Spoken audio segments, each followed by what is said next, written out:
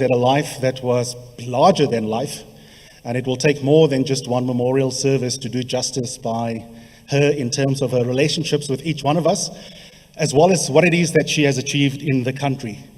We have so many tributes that we have recorded, so many that we could not fit into the program, but what we will be able to do within the next 2 hours is to recall some of the best, some of the funniest, some of the more poignant moments of Karima in each of our lives and in the life of the country.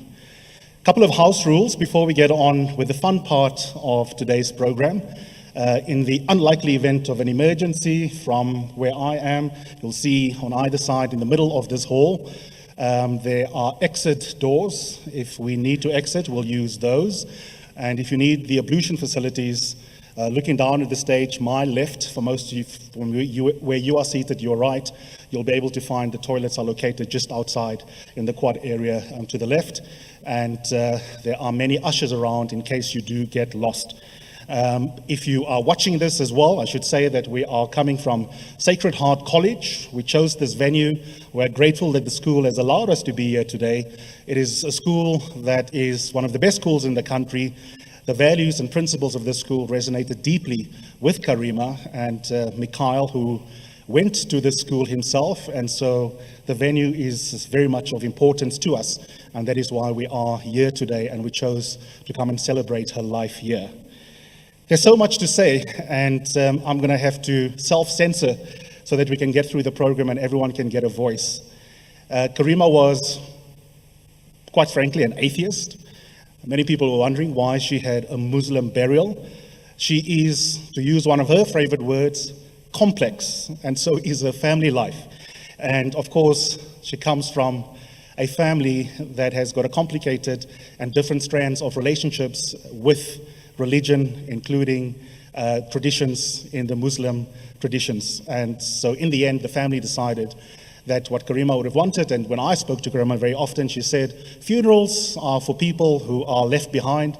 It's not about the person who's already passed on, and so the family gets to decide. But I think in terms of our own belief system, I'll probably characterize my friend as having being an atheist. I say that in part because we're not going to open with a prayer. It's not that kind of event. But what we are going to do is to open with a creative piece by someone that Karima loved dearly. And I know we all know her, one of my favorite South Africans, excellent creative, a poet amongst many other titles. And I am talking about Lebo Mashile, and I'm delighted that Lebo agreed to be part of the program. I'm going to ask Lebo to come up and to open up and set the tone for us before we get on with the speeches.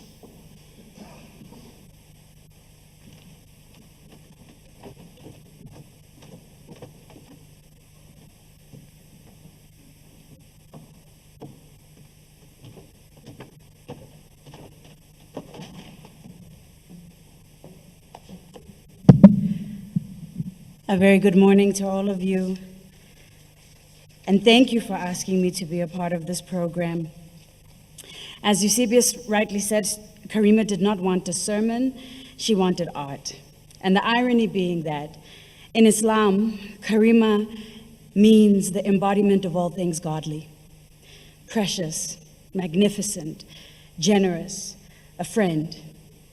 It is there in your making, Karima, born of slaves and nobility, the DNA of people forced into ships to come to a place where the ocean's collision and the contours of the landscape create a beauty that courts chaos and constant change. A people who made culture out of the cruelty meted out to them. Artisans, imams, culinary masters, philosophers who came here as chattel and created a language that was later appropriated by the descendants of those who enslaved them.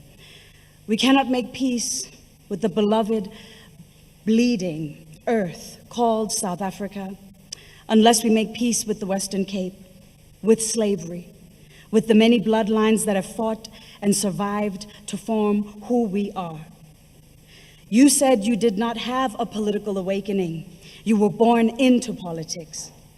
Nursed and nurtured by thinkers and rebels, freedom, the will to fight for it, the ferocity to protect it, and the passion to truly live free were your birthright. To your family who molded you and guided you, we give thanks. Your bloodline was the pathway to a life of truth-telling, to a dance between courage and fear. Power was clay in your hands. You challenged authority in all forms with meticulousness and honesty. You analyzed power, its machinations, its shifting nature, its strengths, its weaknesses, and you showed how power, both internal personal power and external authority, are creative forces. That is what made you fearless. You knew that authentic power lies within all of us. The power to use the privilege of your platforms to speak against injustice, the power to build the society that we dream of and deserve, the power to build a rich, creative, and intellectual life that kept you fresh and that enabled you to grow, the power to love. You challenged the very people you loved and did not allow it to stand in the way of you loving them. In fact, it was essential to the very act of loving. You were not afraid of layers and complexity. You were not afraid of changing your mind. You were not afraid of standing alone. It is in these moments where you stood alone that your nobility of heart and character shined. What kind of a woman leaves? What kind of a woman stays? What kind of a woman kills? And what kind of a woman prays? What kind of a woman sells her children when she can't find a way? What kind of a woman sleeps with fulfillment at the end of the day? What kind of a woman moves with purpose, doing the silent work of change? What kind of a woman sleeps her way to success, while another wouldn't do the same? What kind of woman is hungry? What kind of a woman is dying? What kind of a woman is drowning? And what kind of a woman is thriving? Who is scared to walk these streets at night? Scared to sleep without the lights? Scared one of her own kind will try to take her life? Scared of what's coming around the corner? Scared to open the door? Scared that the ceiling will cave in and that we'll all fall through the floor, and maybe then there'll be no hurting and competing anymore? What kind of a woman asks for more and believes it's her right to be provided for? What kind of a woman dreams? What kind of a woman sleeps? What kind of a woman practices the art of living what she preaches? What kind of a woman believes that her highest desire is within the scope of her reach? What kind of a woman knows that what she needs to learn is exactly what she teaches? What kind of a woman conforms to her own norms as society chastises her for the codes she breaches? What kind of a woman looks at the image in the mirror with compassion for who she sees? What kind of a woman believes she'll be given what she needs the second she falls to her knees? What kind of a woman walks through life with a set of changing eyes to shift the reality she perceives? What kind of a woman laughs with ease, looks at the sea, and knows that it lives within her? It flows through her infinitely. I believe the soul is crafted by this physical terrain, and every string remembers us. They call us by our names. I believe that we are fashioned by the fragile balance between love and pain. When your thread breaks, do you piece it together? Or do you fight change and remain the same? The threads that bind us to our dreams, the threads that lead us to our goals, the threads with which we weave our dreams, the threads that tie us to our fears, the needles that pierce our hearts with sorrow, the threads that link us to our pasts, the threads we climb to reach our futures, the threads we break in violent acts, the threads that bind us. When your thread breaks, do you piece it together? Or do you fight change and remain the same?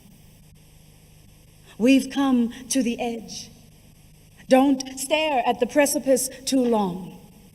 After all the bets are hedged, the future's fabric is formed by the hearts of the strong. The ledge is scary. Our legs are weary. And the fall to the bottom is long. How do you rise when you've never flown before? How do you believe in wings that are half formed? Quilted wings are made of discarded scraps. We sew the shards of forgotten memories into a mental map, one that disarms the lens of envy every time it attacks, one that propels us into flying forward when the wind forces us back. We are heading towards the exploding star that heralds the end of days. We're shedding the traps of ill-fitting norms, experimenting with the lines formed when you break form. We have entered the time when work is love, and love is a product of play. These are the hours to reach for what is worth rising for. These are the hours when visions are made. These are the hours that every human being can create. These are the hours when the past is a shape-shifting canvas and today is ours to make. These are the hours when choice cannot be denied. Responsibility is a dare we take. These are the hours when the lines of lies are no longer concealed. The cloak of smoke is exposed to be fake. No one stands up for those who choose to take a stand. No one holds you or consoles you. No one grabs your hand. All you get is what was gotten by those who've gone before you, one single silken strand. The pearl of owning that you dived into what had to be done. You listened to your heart's command. Thank you.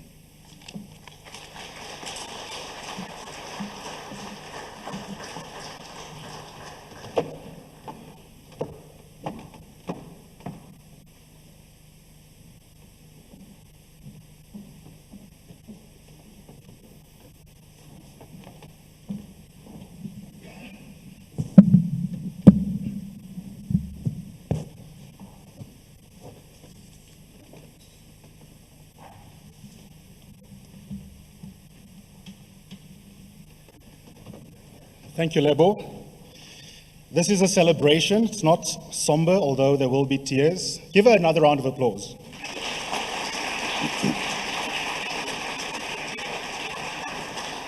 Because that's what Karima was about. She wasn't scared of emotion.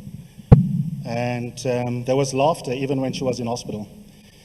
I was just going through my WhatsApp messages of when she had just been admitted. And I must be careful because this is a family show. But Karima's sense of humor was wicked, even in ICU, on her way to ICU. I'll read some of it. Just be very careful what I read out.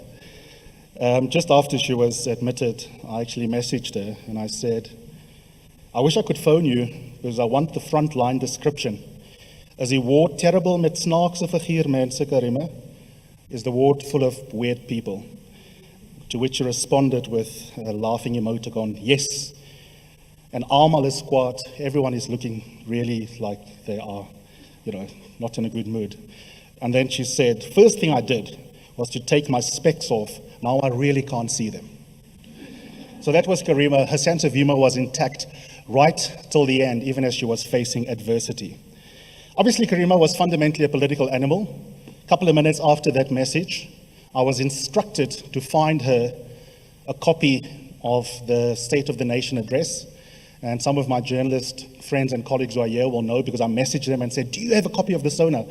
because she wanted it. Even while she was admitted, she wanted to know what it is that the president is saying. And I said to her, I'm waiting, I've asked, because normally I'd get it from her. And the person from whom you get it is now in hospital. To which she responded, can you in the meanwhile just take videos as you're watching TV? So there I am. Karima's in hospital in the ward, the COVID ward, and I'm busy watching TV so I can send her clips because she was that dedicated to her beat. Many people misdescribe her. She certainly was deeply committed to trying to understand the ANC, but ANC politicians also have enormous respect for Karima, because as much as she was steeped in political ideology, she knew them so much better than any of us amongst the journos, that she also knew their secrets and could leverage that for the accountability role of journalism. And that is why you will hear in the reflections of some of the pre-recorded messages that relationship coming through. To that end, I want to play a pre-recording from Minister Pravin Gordhan, who couldn't be here because his doctors advised him to be careful, which is important. We would never want this to be a super spreader event, and folks with comorbidities in particular being exposed. But Pravin is someone with whom Karima had an interesting professional relationship. And the minister had the following to say, reflecting on Karima. Good afternoon, comrades and friends, and in particular, Mikhail and the siblings of Karima Brown. Today, as we celebrate the life of an activist, a mother, a comrade, an eminent journalist, a friend, and above all, a patriot, it's time to reflect on the wonderful things that we have all experienced in very different ways from this unique and exemplary human being. She was a person who had a deep love for this country and for democracy in particular. She was passionate about making democracy work. She was passionate about ensuring that democracy results in a better life for the millions of poor people in this country and elsewhere in the world.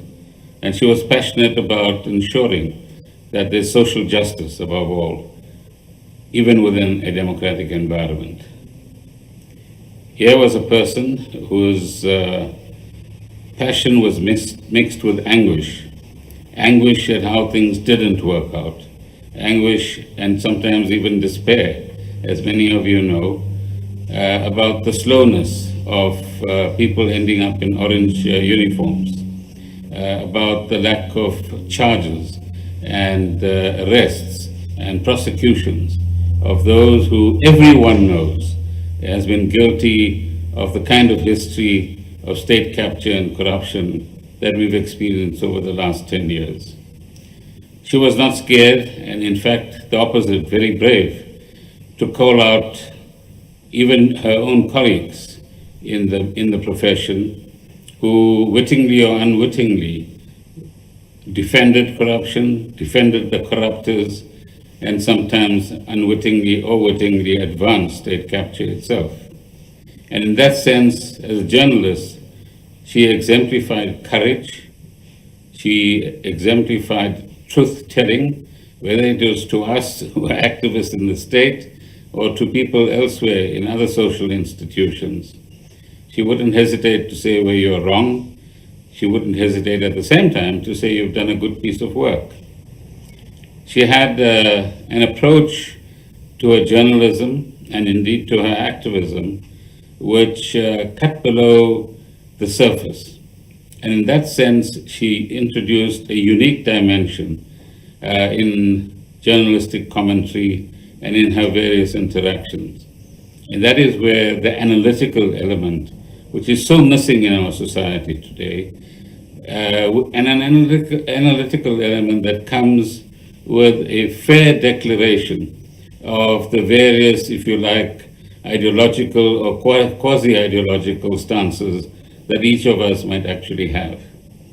But nonetheless, she teaches us, and we hope we will continue to do this, that we need to not just fall for the echo chamber, be satisfied with sound bites, but indeed look at the trends and the currents that are unfolding both in the world and within our own country and continent, and understand them better, and understand their impact on elites and how they manipulate societies, on the so-called middlemen factor and middlewomen as well, but more importantly, how societies end up as unequal as they do become today, whether in the developed world or in the developing world itself.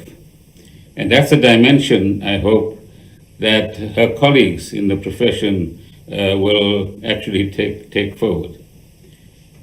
She was a person who was constantly, if you like, agitated, constantly passionate, constantly seeking that missing element that would actually advance democracy, advance clean government, advance the strengthening of civil society, and ensure that each of us walked the straight line, that each of us were true to the cause that we proclaimed publicly. And where we didn't, she did not hesitate to challenge us. She did not hesitate to put forward an alternate version to us. And I'm sure that many of you are familiar with that. And in a world where values seem to be diluted, integrity seems to be diminishing, and honesty is a rare quality, she made sure that those qualities, in fact, came to the fore once again. And all of you know that if you want to earn her trust, if you want to be her true friend, if you want her to associate with you in whatever capacity, then these are the elements that have to be reflected in your own lifestyle, in your own culture, and in your actions at a day-to-day level. And in that sense, she wasn't a hack. She won over so many people, what many of you would call her network, purely on the basis that they have learned over a period of time to trust her, to see her as this very honest and straightforward person who was human at the end of the day, who understood her own weaknesses, who could be excitable, who could be very explosive, and who could be very impatient with all of us as well. And at the same time, beloved Karima taught us so many things, left behind a new set of standards for us to pursue, and to judge ourselves and judge others by a set of criteria that many would like not to see in our society. So as we say farewell to her, let us celebrate those wonderful qualities. Let us recognize that with those qualities come human weaknesses in every one of us. And it's the daily tussle that we fight internally and externally as we walk this road towards a better democracy, a better life, a better South Africa. Hambagash Karima.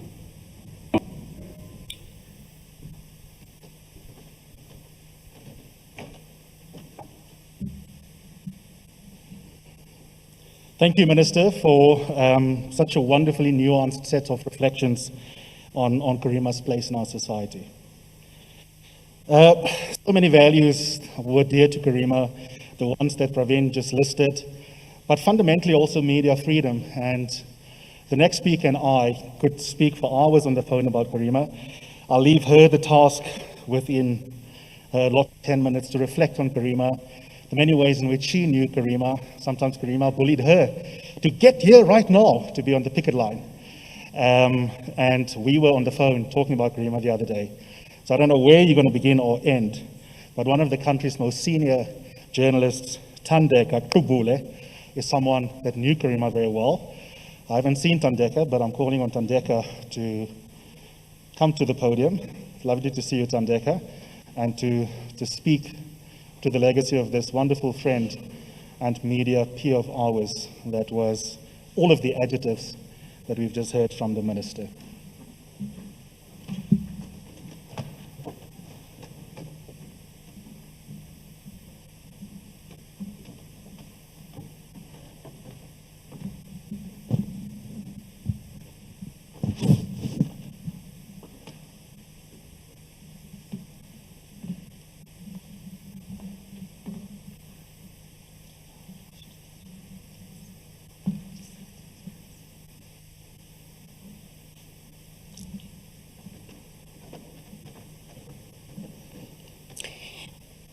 They said that we were 8, us, the SABC 8. But we knew there was a very loud member of the group, and she was the 9th one. They said that the 8 of us all worked there, but the 9th one they knew, and she was out of reach and could not be fired or silenced. In all our plotting, the planning of our legal strategy, she put the teams together. Ngugaitori, some friends of hers who are here, won't mention, and other parts of the legal team. At times in court, I would have to calm her down because I thought that she would push aside the senior counsel and take over the reins of the argument herself. Don't know, Mikhail, how many times the 3 of us have sat in the High Court. And I think in this battle for media freedom, which is far from over, when I next find myself in the High Court, I will find myself haunted by the 2 of you. I was trying to count the number of times we sat in the benches of that court. Normally 7A, the top of the courtroom. One time, I think Miboni was there on that occasion. Andile Mnetama and the ladies with whom he had attended the court hearing. The BLF had begun to harass Karima and Peter Bruce. We went to court with Sanef. The ladies started kicking Karima in court at the back. Karima always accused me of being too polite or being downright timid. So I turned around in the only way I know how. I was seated next to her and I asked Andile, I said, Dadum Mutama, Taluyeka doch, in Xhosa, so that if I said it in English, she was going to pounce on me. So I said it in Xhosa. So, no, please, can you kindly ask these people to stop doing this? She just faced forward and didn't react. And I realized later, outside, that she had not forgotten what had happened inside, because it went viral. Now, I can't repeat the words here that Karima had to say for her, but as you can imagine, for such a prolific journalist, she had a rather limited vocabulary.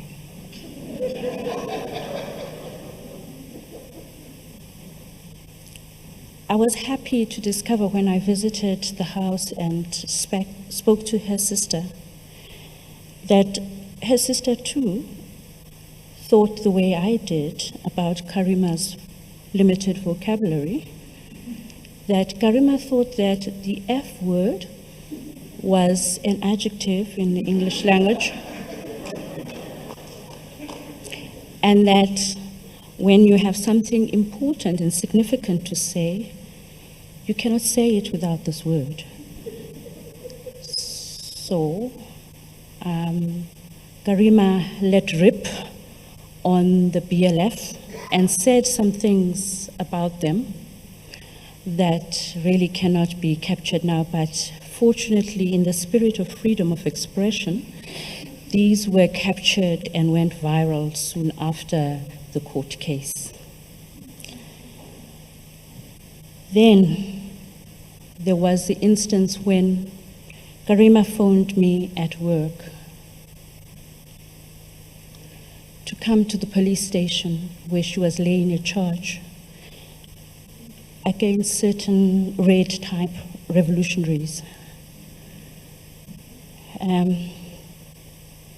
Where the F are you? I'm working, of course, Karima. Why the F are you not here with me? I shall be in a moment. Whereupon emails are written, please cover for me, please excuse me, please take this to the next bulletin. And I was there. I realized that this treatment is not reserved for me, because when we were sitting laying the charge and Karima was having one of her inimitable discussions with the charge office police, Karima phoned the head of police in this country. And again, her special vocabulary and explosive adjectives were used, and sooner rather than later, a senior official of the police was with us. And the charge was duly opened, and the case proceeded to the court of the IEC, and later Mikhail and I were able to enjoy the debate in the High Court and the subsequent victory. And they came on air to explain Karima's cause. I'll attempt to do so now, because Karima's cause was never simple or straightforward. But there were 5 principles.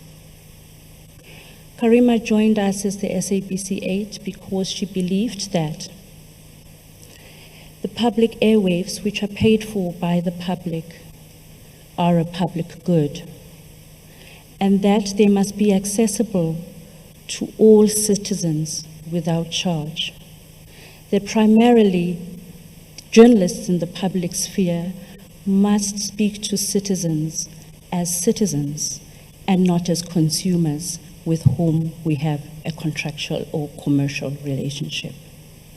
She believed that journalism in the public sphere must operate along the principles of the Constitution contained in Section 192, which guarantee citizens equal access to the airwaves, universal access, whether they be rich or poor.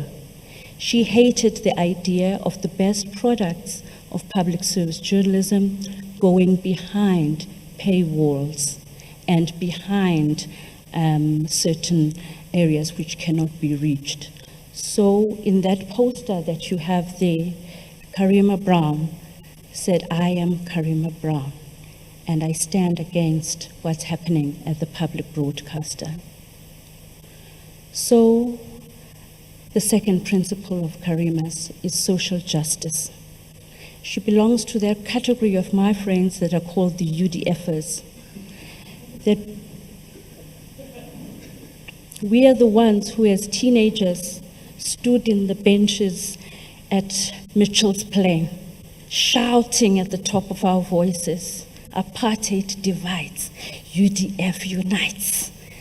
And we still stand there where we've always stood, that we are members of a community that has been subjected to years of slavery, exploitation, brutalization, and trauma before we are journalists.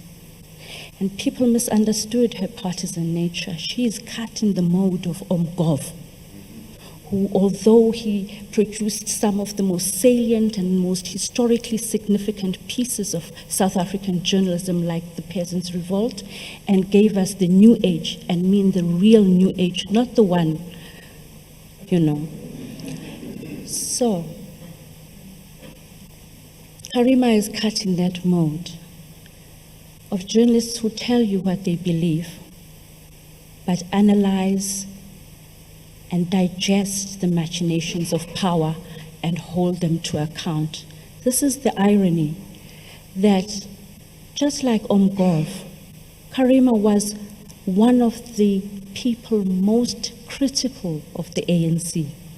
And she wouldn't shy away from holding them to power, even though she declared that in the ideological scheme of things, she stood where Amabomvana stood. So that honesty in declaring where we stand is Karima's legacy. But also, she never, and I'm a friend who didn't agree with her very often, she never cut ties with you because she held a different view. Karima believed in your right to be wrong, to think what you want to think. In fact, she would seek you out to ask you, what's your take on this? And would delight in the differences that you pointed out from her take on things. That's the third one. Karima was unfailingly loyal. And I don't know whether she felt she had to baby certain people who are in this hall. I'm sorry, it's no, to you guys.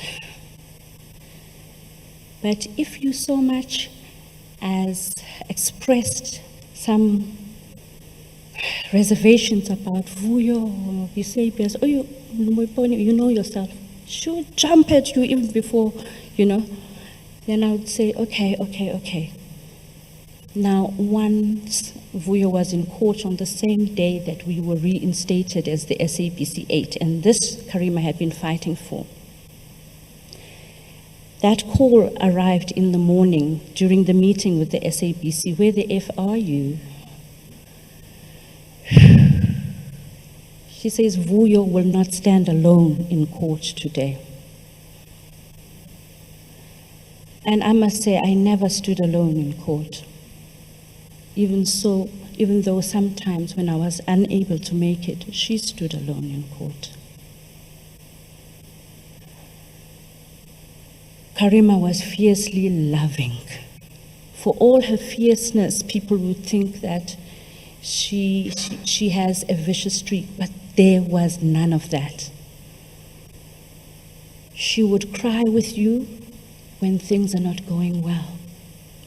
She would get up from her armchair in her living room after serving you copious amounts of canapés and samosas and food, and high five with you when something that you both loved came to be. All I'm left with, and all we are left with now, is a series of memories and images from a long fight for social justice, with which she foregrounded love for this country and love for comrades. Thank you so much for listening.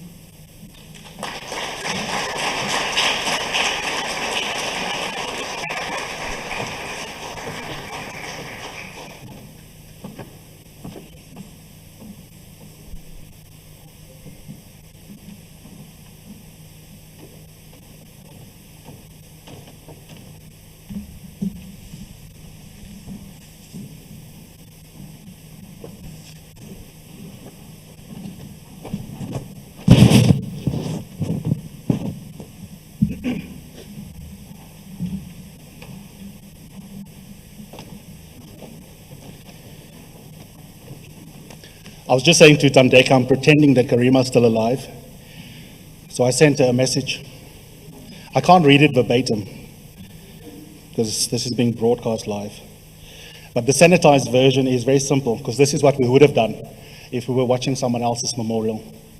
Tandeka is actually effing funny. One person who knew Karima extremely well is Peter Bruce, who was another person who was incredibly funny. In that British kind of way, if you're watching Peter. And one of the best political teams in this country was under his leadership at this day. I started my career there. If it wasn't in a sense for Peter employing me as a lightie, I would never have met Karima. And like many of us, our first encounter with Karima was with that business day cough The dry cough was the first thing you heard when you entered the business day open plan section. And they, exactly as Tandeka said, I think there was tension in every relationship Karima had, including within the workspace. But differences were not as important as strategic alliances and getting on with the job. And I've had the pleasure of watching each of these pre-records. So unlike you, I've had a sneak preview. It's just absolutely stunning, for a treat. This is one of the country's most important journalists, former Business Day editor, Peter Bruce.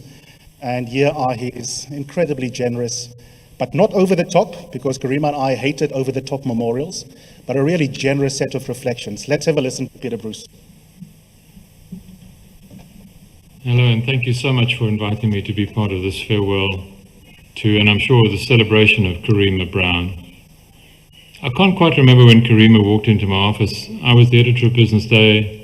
Robin Chalmers was the deputy editor, and to my great good fortune, subsequently became my wife.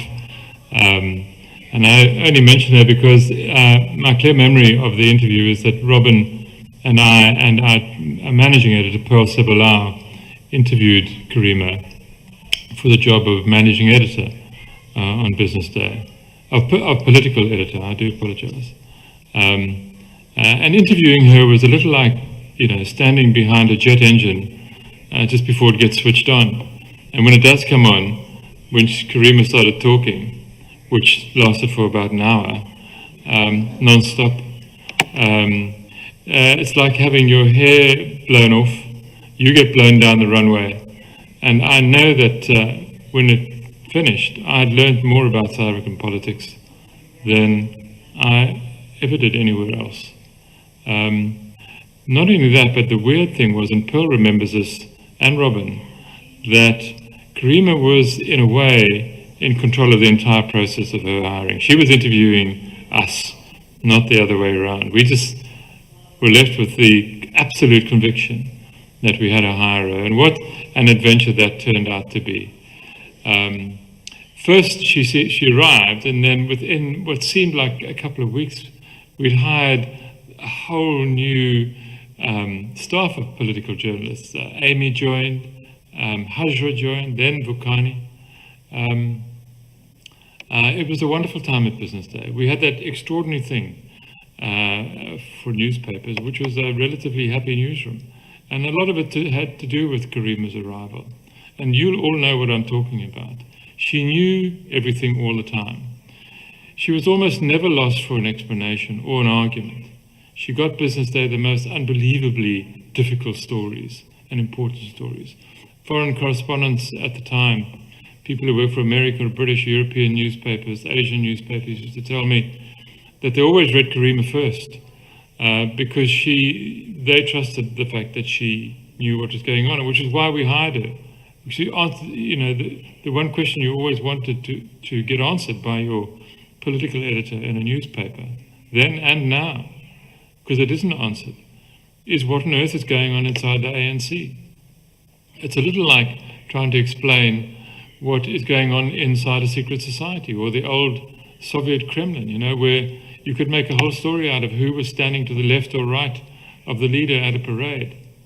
But Karima knew she could do it. She could do it better than anybody. She had great contacts. Obviously, I knew many were built around ideological or political friendships. I knew she was a communist. It didn't matter. My best friend in the world is a communist. What matters was she was a journalist too, and she was a really good one. And she was a journalist first. And I know that because I used to get to test it. She'd come into my office at about 4 p.m. with just the most fantastic story. But she couldn't print it because somebody had told her in confidence that X or Y, or this person or that person was going to get fired or moved or made a minister. But, she had to sit on it for a few days. And my job was to get it out of her now, right then. And our relationship was brilliant because it revolved so often around me squeezing information out of her that she didn't necessarily want to report just quite then.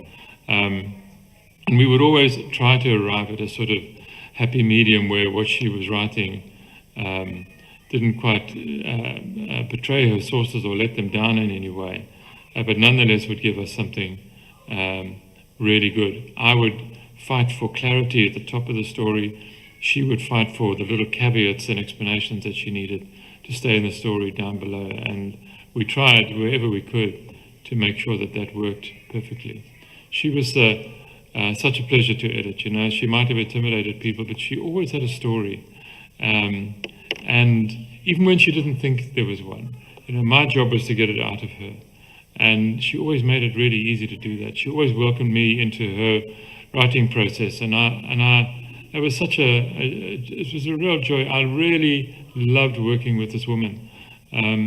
She made me feel much more important than I was. You know, and editors tend to live closeted in their office, and she would draw me out into her world, which was the newsroom. Karima was one of the world's, of life's great rewards. There's no question about it. I remember, besides all the joy and the laughter, I remember the cough. First time I heard it, I almost called an ambulance.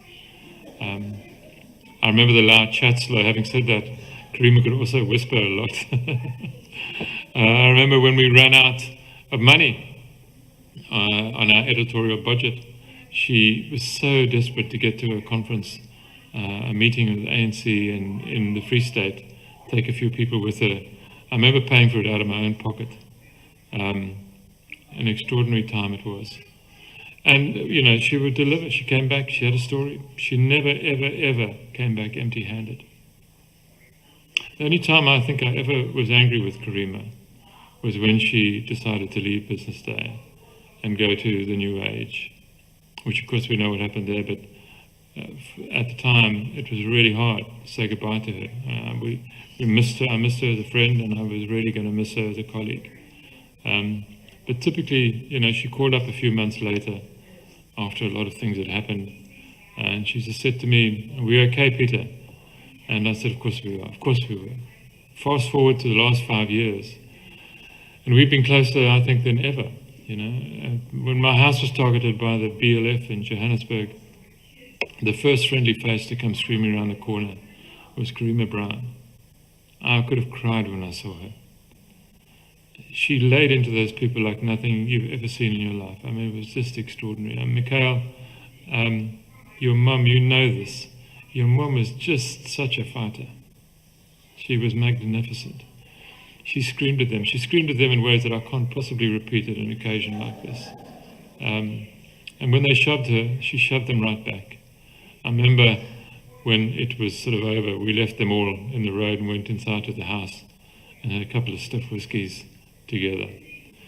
When she started the fix at ENCA, she invited me on to her show as a sort of co-anchor. By that stage, I knew my place, and I was so grateful to her, because at that stage, age was beginning to chip away at my confidence a little, I think. And she really gave me a boost when I needed, and I was really grateful to her.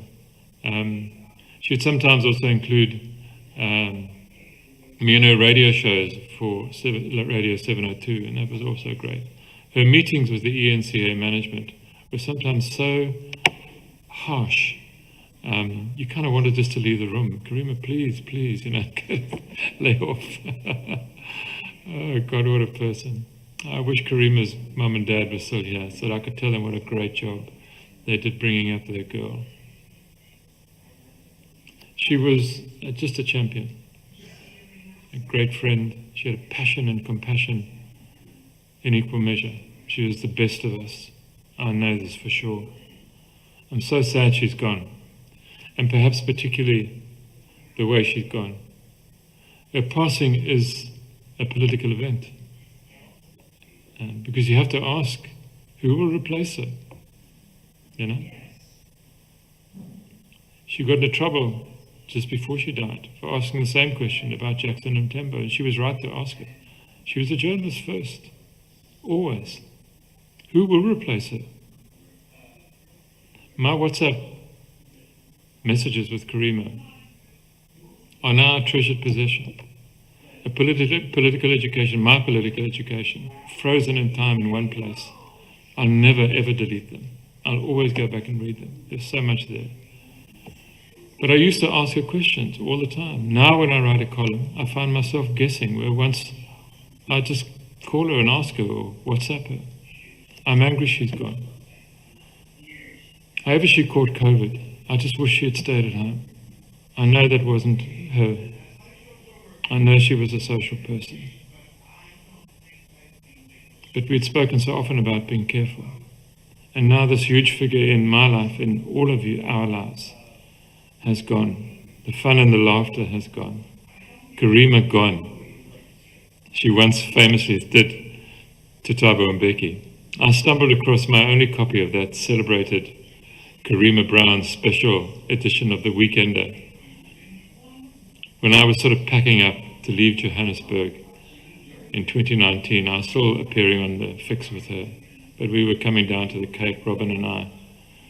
And I found this copy and I thought, I've got to give it to her. And I took it in one Sunday, and after an edition of the Fix, I gave it to her. And the look in her face was a joy to remember. If anyone finds that edition and doesn't want it, please keep it for me. It says everything I want to remember about Karima, about her as a journalist and a friend I want to hold in my heart. She made history wherever she went, and she will make history for some time to come. Bless you, you wonderful, wonderful woman. Thank you so much for everything, and go in peace.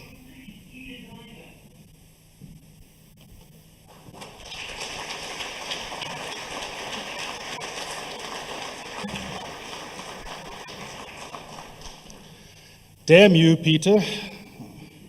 I was supposed to be in performance mode for 2 hours, which is very hard.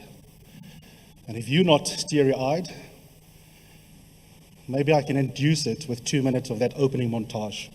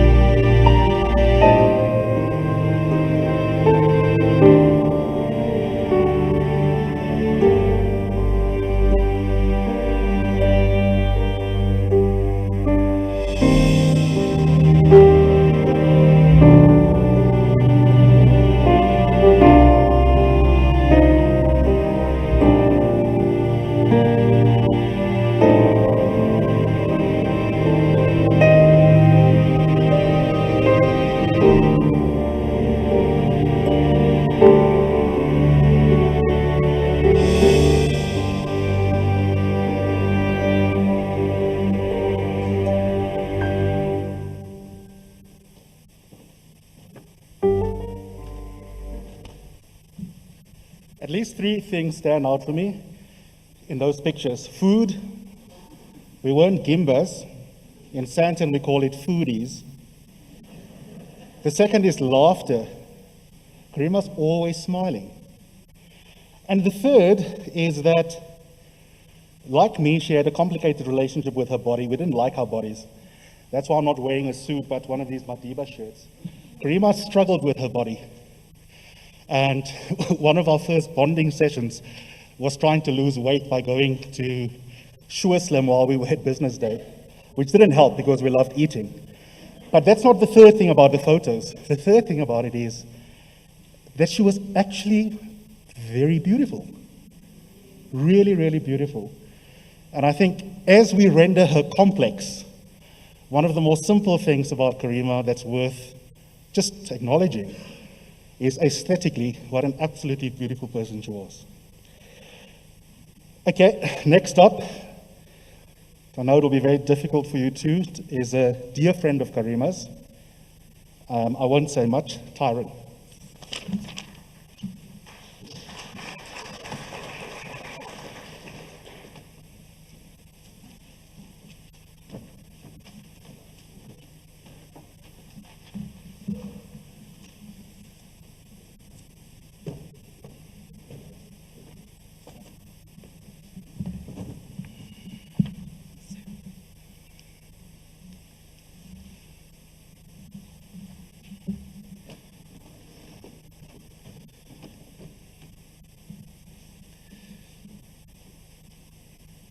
It's very difficult, it's very hard.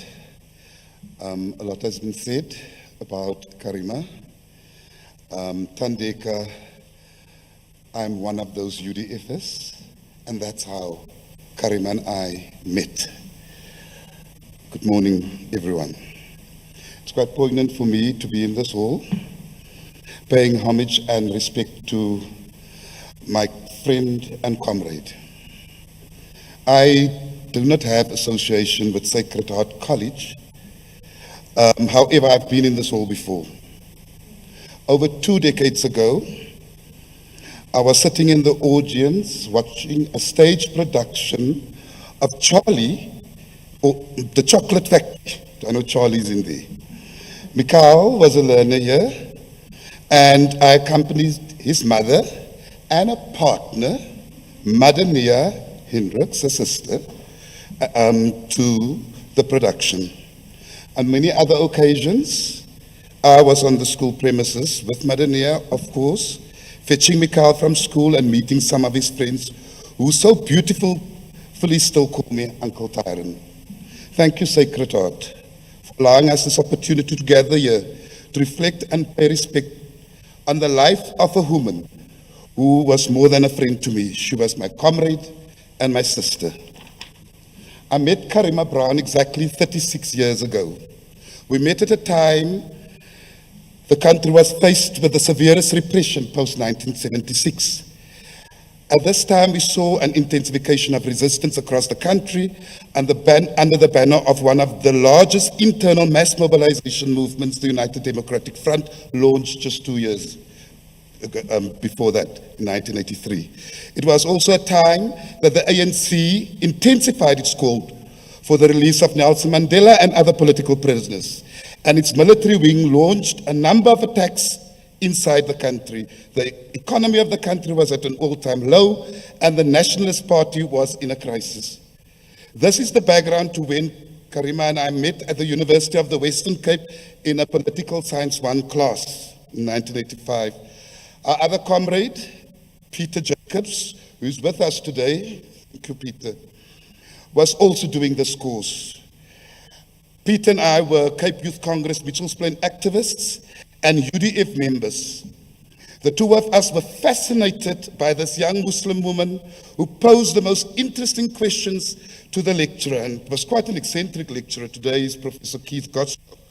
He knew the UDF in and out, and most of the time that was the conversation. It was, however, on the train on our daily commute to and from UWC that we started engaging with Karima. We spoke about our involvement in youth politics and the UDF and the importance of internal mass mobilization to defeat the apartheid regime.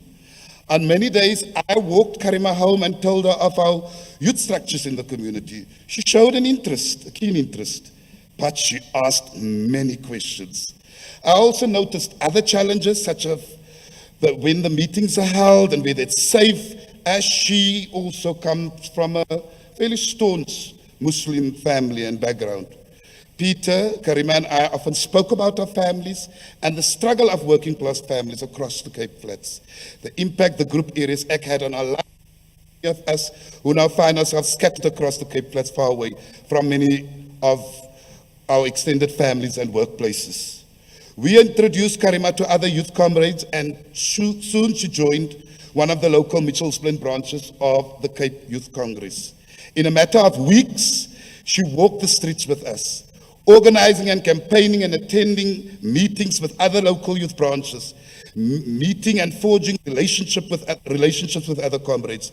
It was also the time of Dr. Alan Busak and the many, many mass meetings we helped organize and attended. We attended funerals of slain activists in townships, got involved in some worker struggles. It was also a time of extensive door-to-door work, distributing pamphlets and putting up posters. Many days we found ourselves producing pamphlets and banners at the Community Arts Project in Butch. On campus, Karima also joined in many political gatherings and soon was one of the active participants in student politics, in particular the local Release Mandela campaign activities. Karima, Peter, and I soon became known as the Three Musketeers from Mitchell's Plain because we were always seen together. In June 1985, we saw the brutal murder by the notorious security branch of Fort Kalata, Matthew Goniwe, Sitelo Mslauli, and Sparrow Konto, commonly known as the Craddock Four. We attended that funeral a month thereafter in Craddock, and our resolve back on campus was to heed the call of the President of the African National Congress to make South Africa ungovernable and to make apartheid unworkable. The line of march after this funeral at UWC was clear. As tertiary education students, we cannot operate in isolation, and there's an interconnectedness with students, community, and worker struggles. Students from across the Cape Flats went into the respective communities to help organize learners into mass-based local school student structures.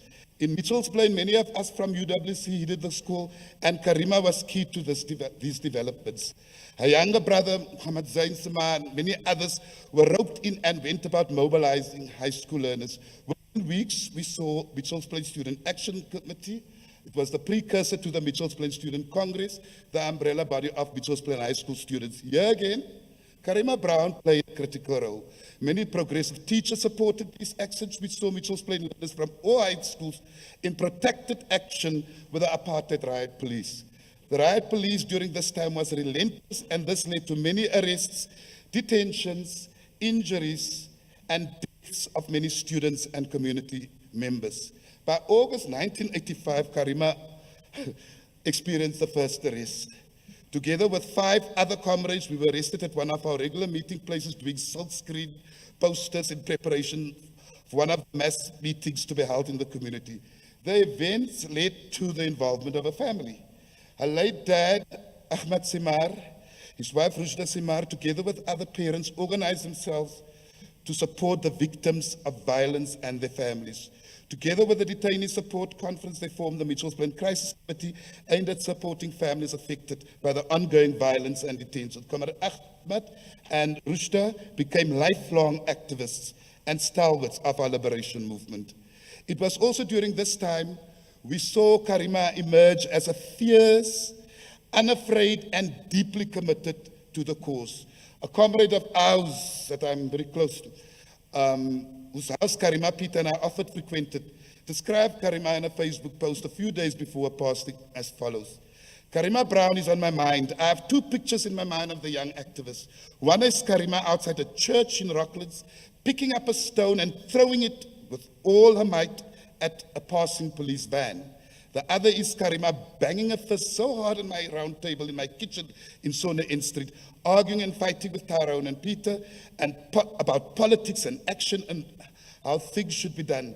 I wish Karima was conscious now to fight with that same force against this COVID enemy. Love you, brave warrior. This character trait of hers was birthed in many political and education training that was had at the time.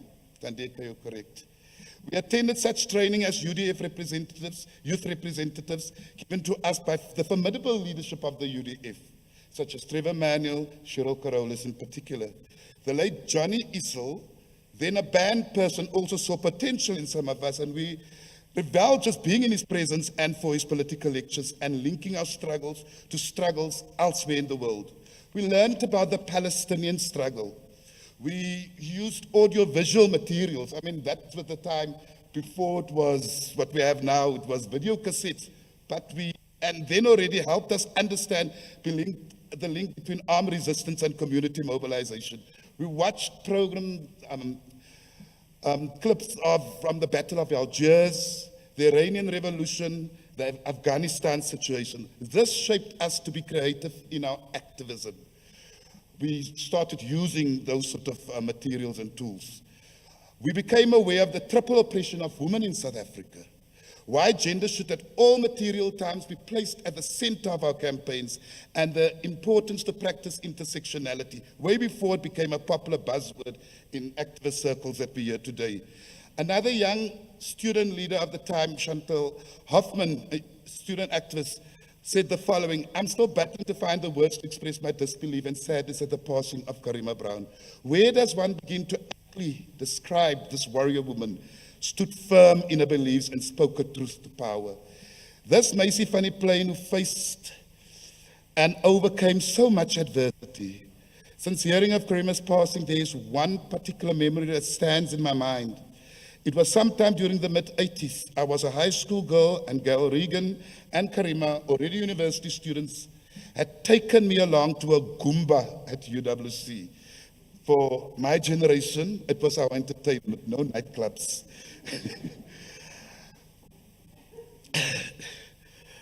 I recall a long, intense conversation between them about how women are viewed and how these narrow perceptions and expectations needed to be challenged and changed.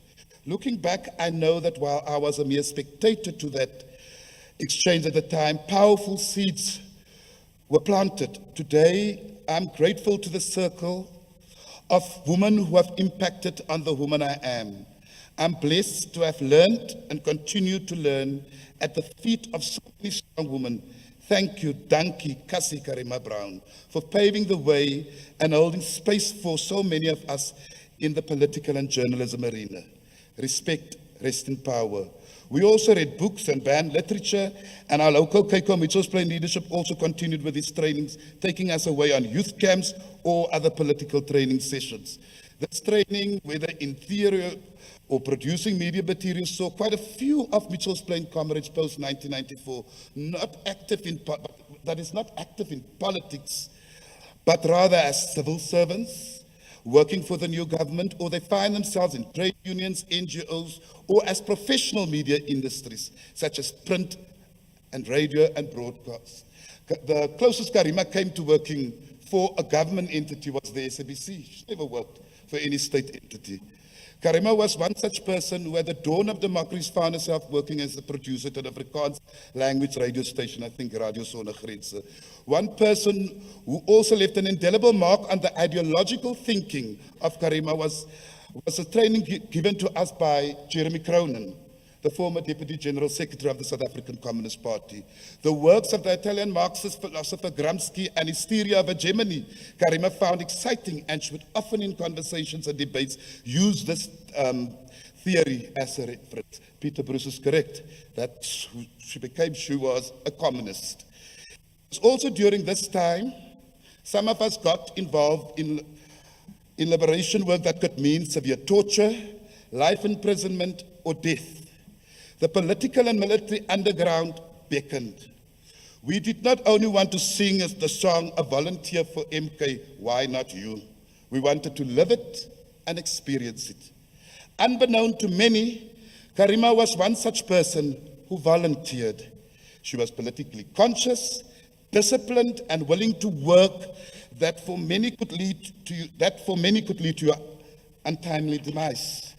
I don't wish to elaborate on this further. It's very painful. But all I can say was that she was disciplined in all aspects of this duty. She was part of the military underground and a disciplined cadre of Umkhonto we. There are people that can attest to it. I myself can attest to that. She, however, suffered a 6-month detention under notorious Section 29 of the Internal Security Act. In 1988, Karima had the attention of the political underground and the national leadership, and her discipline and skill was recognized. Karima was afforded to represent South Africa at the United Nations Conference on Youth, calling for the release of Nelson Mandela and political prisoners. In 1989, Karima and I and many others filled the old FNB Stadium, welcoming the release of Walter Sisulu and other Rivoni trials. A few months thereafter, we celebrated the release of Nelson Mandela. Sorry. So that is the background and the context. I hope I still have time, you say this. Am I done? Phew. Okay. It's very difficult because one can't do this in 10 minutes. There's so much that I want to say. Wait. Ours was also a special type of friendship. Post-1990, as many from our generation moved on in life with real family, we could easily have lost track of each other. However, on the few occasions we connected, and we connected intimately when it comes to that time. COVID impacted also on these friendships. This made contact difficult, but with social media, we were able to, on a daily basis, talk about life, our challenges, our health, fears, and what makes us happy. She never abandoned me for new friends. Hey, Yubi? In fact, she made sure I got to know most of her new friends. Lifelong friendships emerged from that period. Also during this period, Karima has extended a friendship and forged relationships and friendship based on solidarity within the social media space. And I need to emphasize this, because a lot is said on social media and people talk to us about that, but they are more positive, comrades and friends. 2 Facebook groups came to mind: the Lockdown Recipe Storytelling Book and the COVID-19 Light the Solidarity Candle with 13.9 thousand members. The outpouring of love, care and support before a passing and at the time of a passing continues till this day. We have seen these members holding online night vigils, online memorial services. We have seen some even doing memorabilia in the form of a Karima Brown memory mug. Some have even recommended a bursary in her name. Just last week, Saturday, I participated in a memorial walk, and the people who attended passionately spoke in support of Karima. On many other platforms, people talked of a style of evidence-based and accountability journalism, and mostly from journalists, and these people were foes in the professional space. But they spoke quite truthfully about who she was. Many also spoke on the various platforms of her appeals for care and support and social solidarity. Many continue to note her mobilization around prevention. The outpouring of support continued and spoke of plans to honor Karima's league. Karima was simply not just your stereotypical journalist. Over the years, the activist in Karima many times came out, and I think Tandeka spoke eloquently about it, about the support for colleagues at the SABC, where it's taking out the fascist-like misogynistic political leaders in court. She stood her ground and said the following: I won't be cyber-bullied by any politician. Thank you, Eusebius, for that. What's up? Unlike many other journalists who showed her support, many of the social justice struggles, she attended physically many marches and demonstrations, but she also gave them space on her various broadcasting platforms.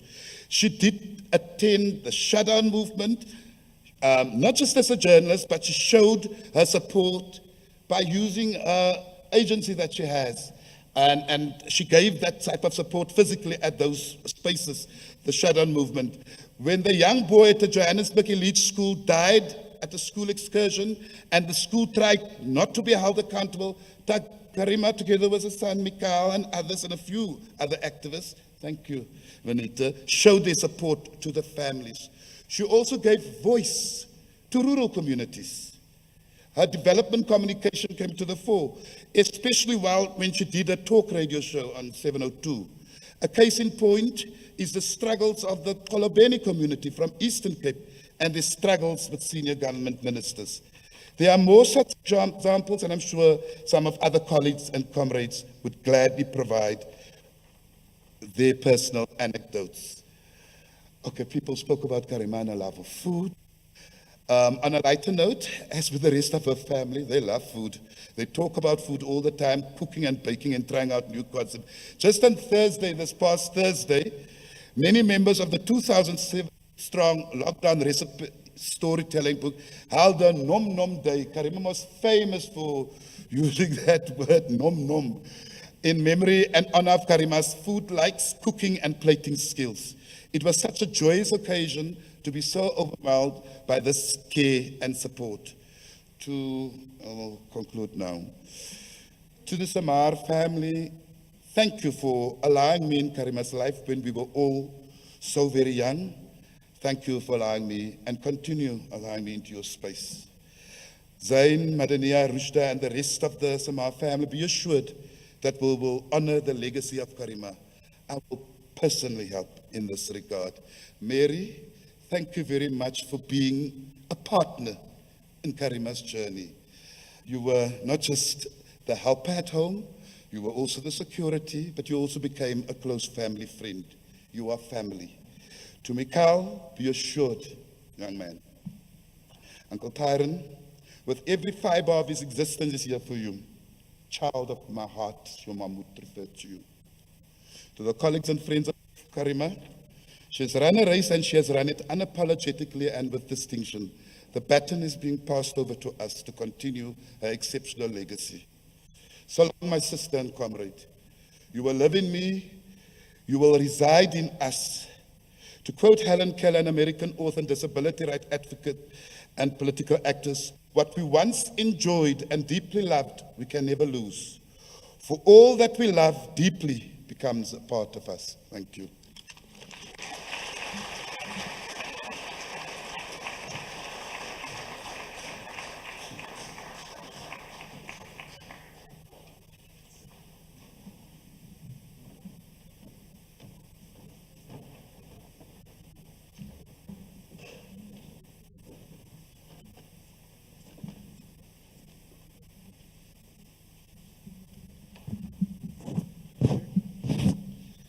And then he still has the audacity to ask me, how many minutes was that? 10 minutes, 20, Tyron. He's the only one that will be allowed to go over. We're going to keep it tight. The MC in me is coming out.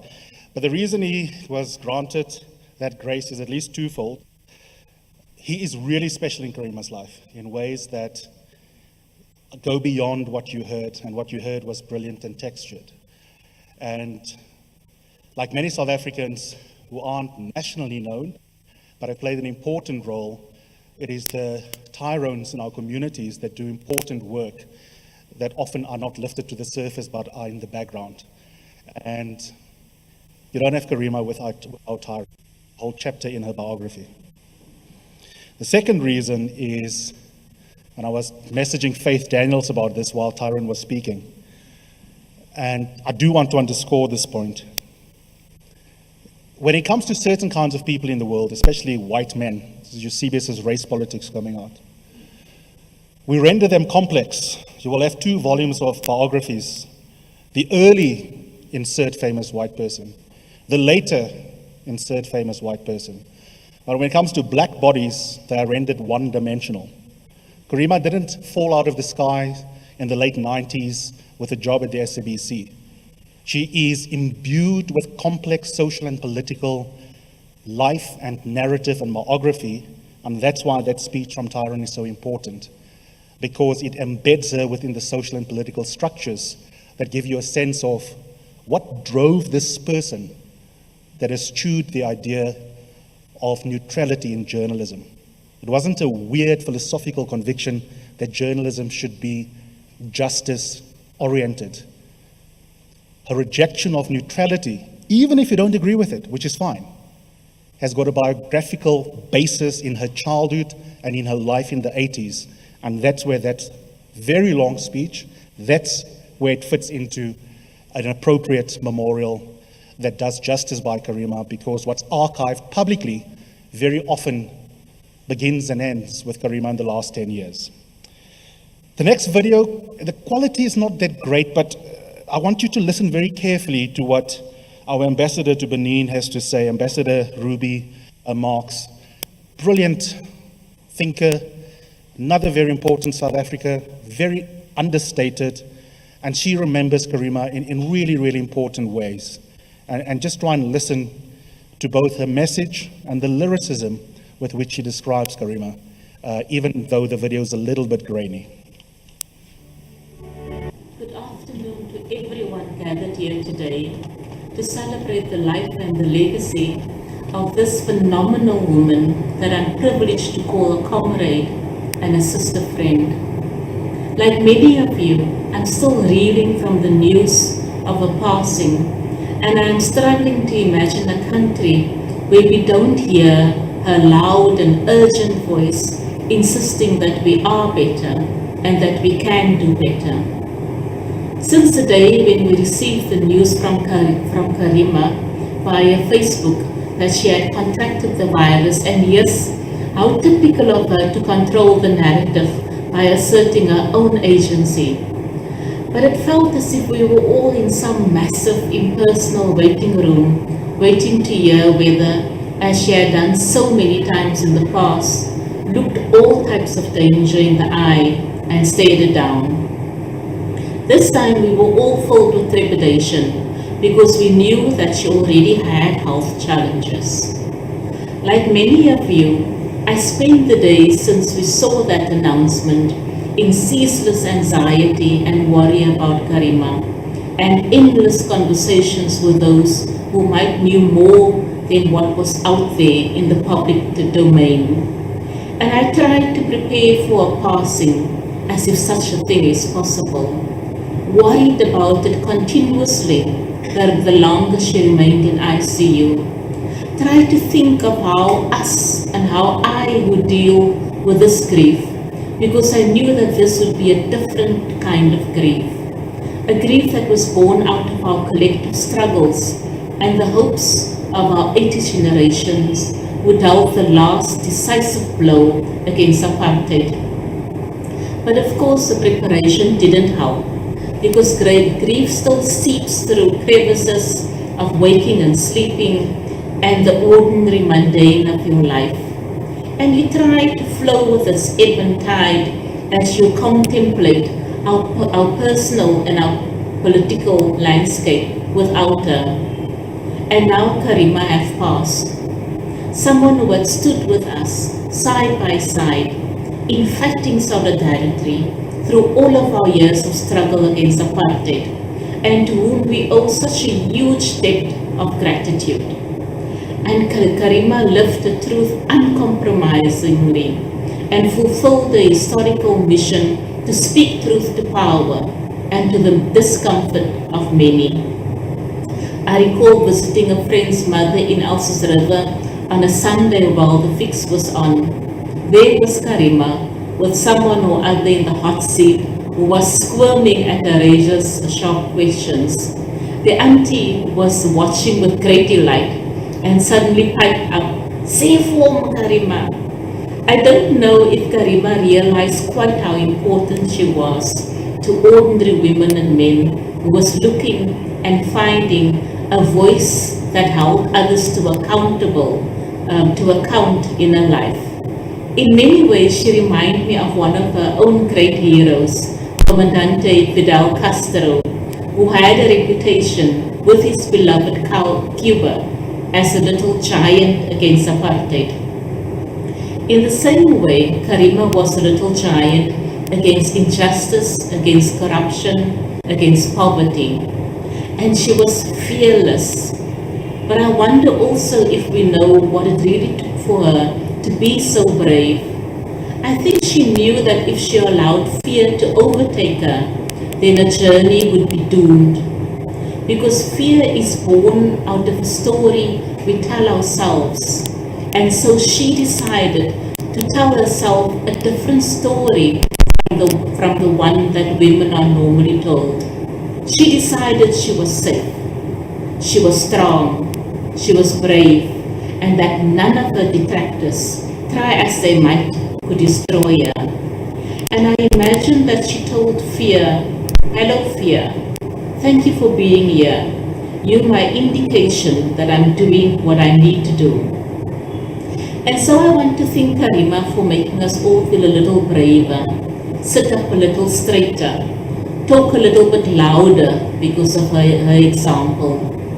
As for me, here's how I imagine Karima in the year after. I imagine Karima with a big fat Cuban cigar in a red convertible, not that she's smoking, It's just the kind of contrary thing that she would do to blast your perceptions of what a good girl is supposed to do. But there she is, seated next to a smiling Fidel Castro, who's driving the car and popping wheelies in his trademark green army fatigues. Her dad in the back seat, next to Che Guevara. Nelson Mandela is also there, Chris Hani, Awar Tambo, Winnie Mandela, Ray Alexander, and Lenin Ngoyi. And they are all rocking out to Tupac singing Picture Me Rolling. They are laughing and they are happy because they know they have lived their lives fully and they have lived it well and in service to others and not to themselves. Karima, of course, is leaning out of the window, shouting into a megaphone, something about improving the communication infrastructure between heaven and earth. Her lips are painted the brightest of red, and I think Che Guevara is flirting with her. What a lucky girl. So I want to say on behalf as well of the close to 3,000 members of the lockdown recipe group that she joined very early on, and where she was famous for sourdough loaf, and where hers was such a positive voice of affirmation to all of us. I want to say, we see you, Karima. You are clear to us. Rest in power. You fulfilled your historical mission, and we will cradle your memory and your contribution with compassion and with love. As for me, I'm going to be a little sad today, so to paraphrase W.H. Gordhan, I will stop the clock, cut off the telephone, prevent the dog from barking with a juicy bone, silence the piano, cover the mirror with dark cloth, light a candle. One of the greats had fallen. Let's pick up a spear and continue to fight until we live in a world that is just and that is fair. I thank you.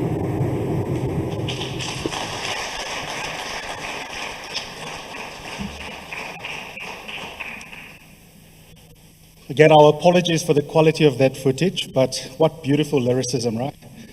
Incredible from the ambassador. Both Karima and the minister will be very annoyed with me. One of her favorite politicians is Minister Bladen Zamanda. He couldn't make it today because fees must still fall, and he has battles to fight.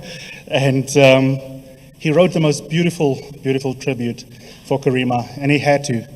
Those two had a very interesting and complicated professional relationship. She was very hard on Blade because she understood his politics very well, and his love of red wine and other things.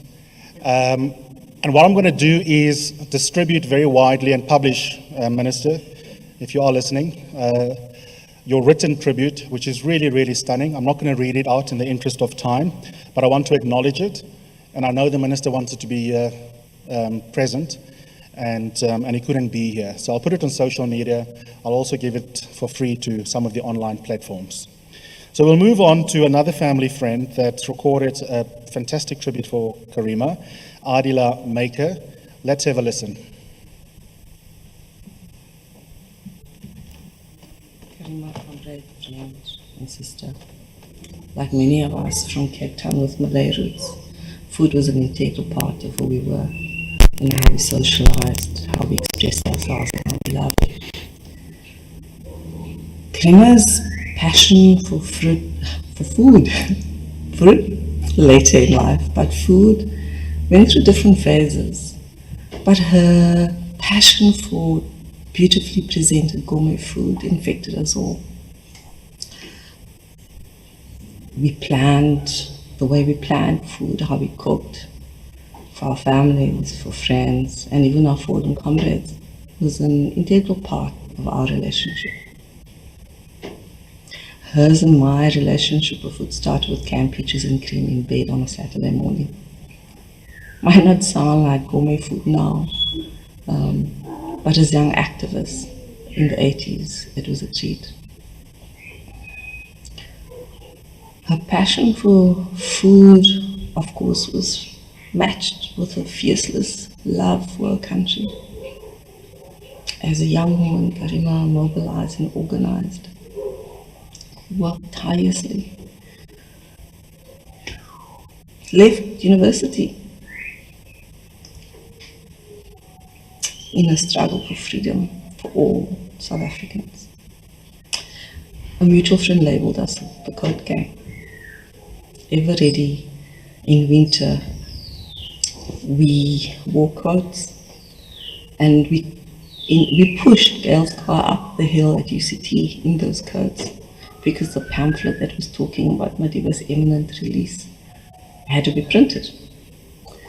Karima wasn't scared to state her opinion and fiercely defended her opinion, which sometimes brought difficult moments for those that she was in conversation with, whether in person or through media platforms.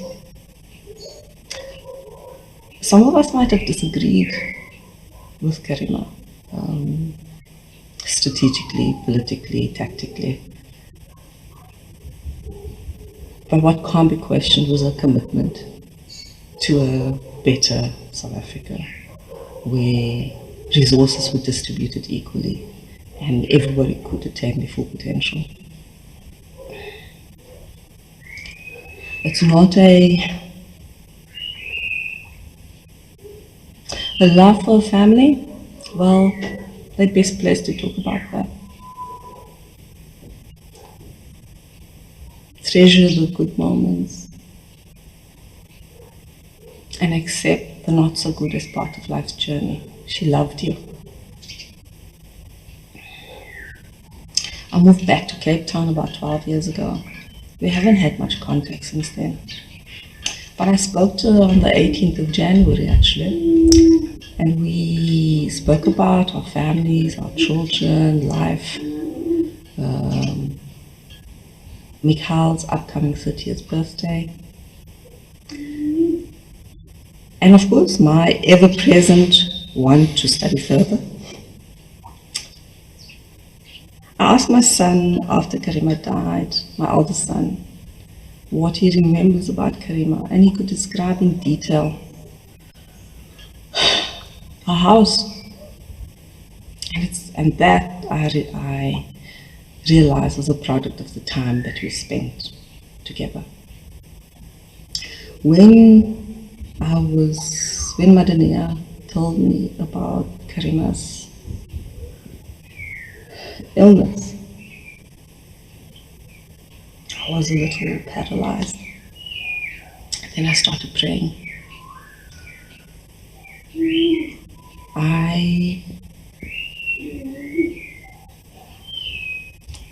And when the Wednesday before her departure from this world, I was told about her multiple organ failure, I was still praying.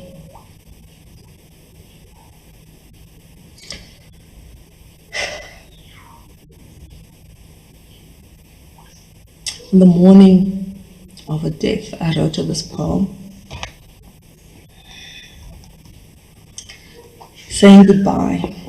My sister, how sad it is. No visits, no conversations, no hugs, no comfort of each other as we know. We are forced to cry by ourselves, pray as individuals, yet we know we are united. The losses can be counted, the deaths, the illnesses, the change of life as we know it. The soul is shouting, WTF. Yet we go on. The cycle of life is beautiful, heart-wrenching. The memories flood as we say goodbye. Our last call was meant to be. My only regret is that we never got to write the book about young colored women in the anti-apartheid struggle. May our prayers for you accompany you and pray for us.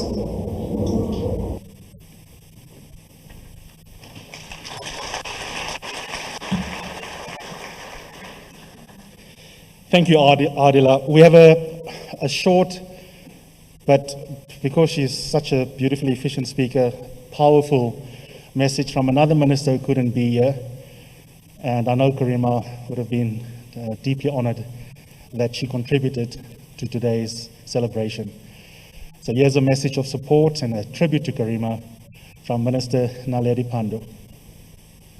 On behalf of my department, the International Relations and Cooperation Department of the Government of South Africa, and my ministry, and personally myself as Naledi Pandor, I wish to express our sincere condolences to the family and friends of Karima Brown. Karima Brown was a consummate professional. I have direct experience of being interviewed by her, and my admiration for her strong research capability was extremely strong. She made sure when you came before her that she had prepared fully for the interview that she would hold with you. But she also engaged with you in a professional manner. You never felt that you were confronted by a journalist who was hostile. It was someone searching for the truth, wanting to know more, and wanting you to provide full and open responses. The accolades that have gone toward Karima since her passing acknowledge that this was a consummate professional, someone we will not forget. I hope friends and family will write her story so that it may be recorded for history. She has made an indelible contribution to the media space in our country, having risen from junior ranks to being a senior media practitioner. Very difficult to achieve in a very gendered society, which is paternalistic and not always in that profession open to women. Karima, you will be sadly missed. May Allah receive your soul with mercy, and all our deepest regret. To your family, they must celebrate your achievements. They must celebrate who you are and who you were, and honor you in memory. Thank you very much for allowing us this opportunity. On behalf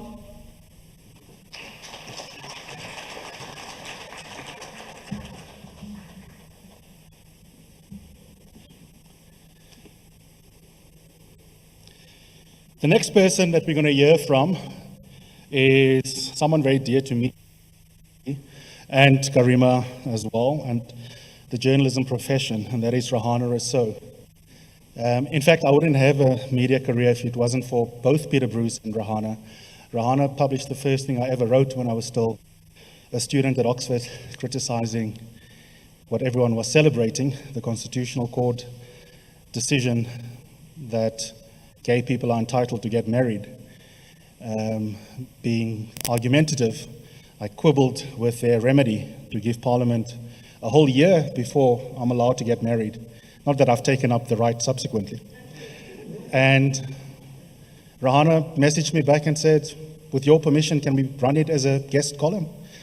I never thought of myself as a writer, because I know that writing is intellectually more texting than speaking, especially before smartphones. If you speak, no one can go back and re-examine you. When you write, your words live on, and I always used to be scared of that. But Rohana encouraged me to write. She was the editor of The Weekender, brilliant newspaper that should never have been canned. Horrible decision that was. And she again messaged me while I was still a lighty and said, please write for me. And my first ever essay was published by her.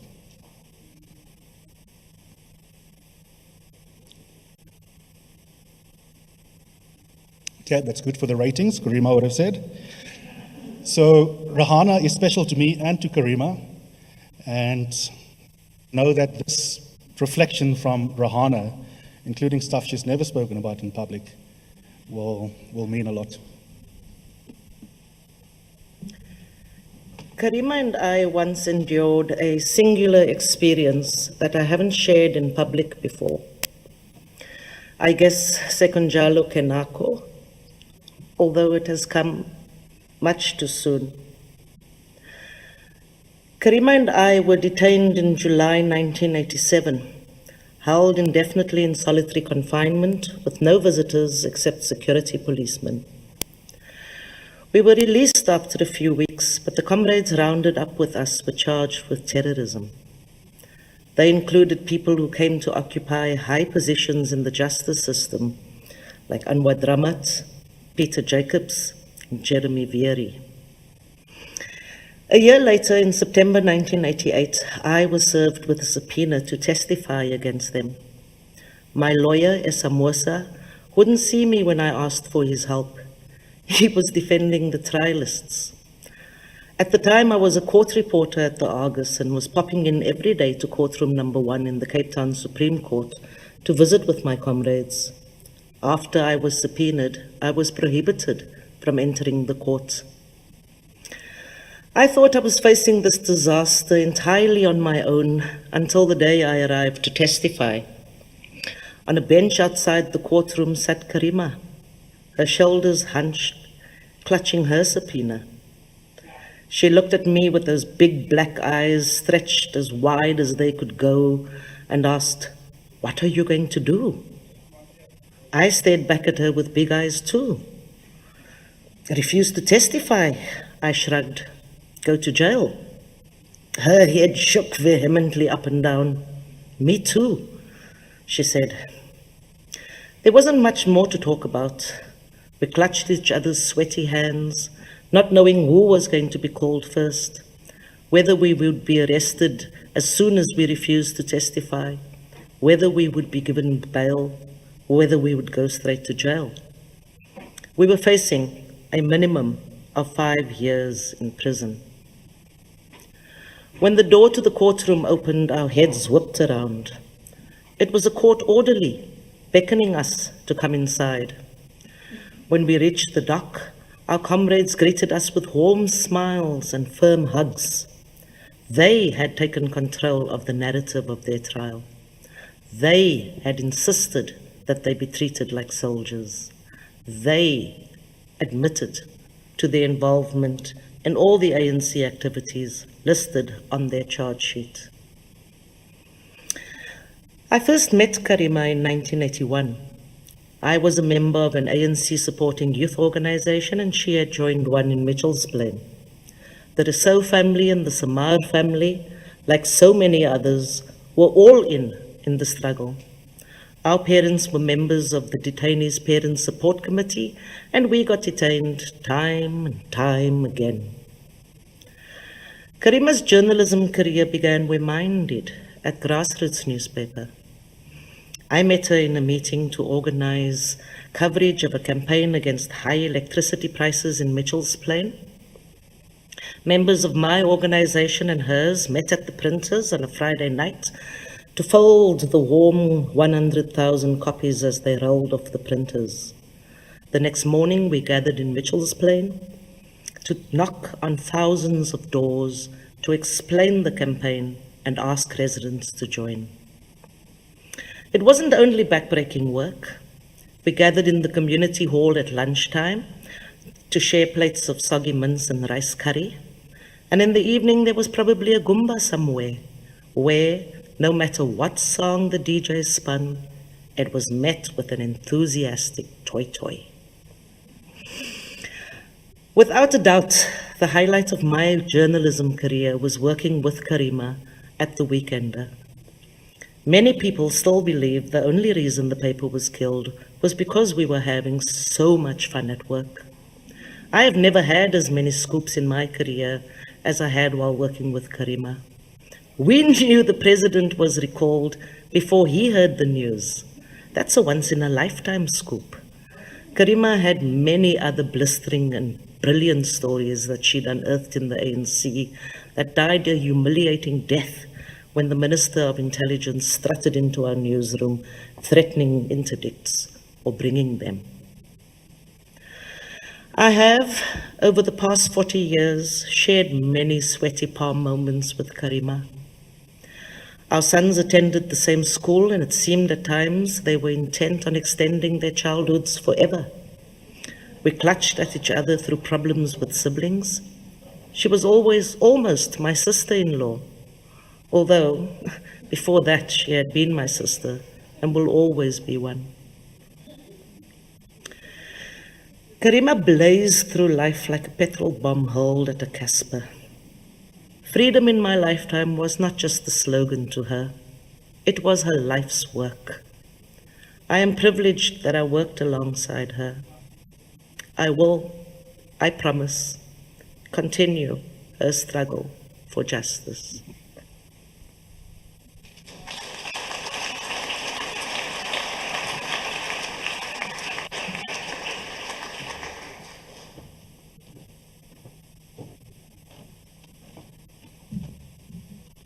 By the way, Rohana writes as beautifully as she speaks. Google her books. All three are brilliant. If I had to pick a favorite, it's probably the first one. Karima and I had massive fights about it. She didn't like it. I loved it, called What Will People Say? About a family in Hanover Park. Read it and adjudicate the fight between me and Karima. Karima's mythical son actually does exist. That is referenced everywhere by her, digitally, or by people who speak about how she role models parenting. And the burden of being Karima's son must be darn enormous. But with that said, I call on Mikhail.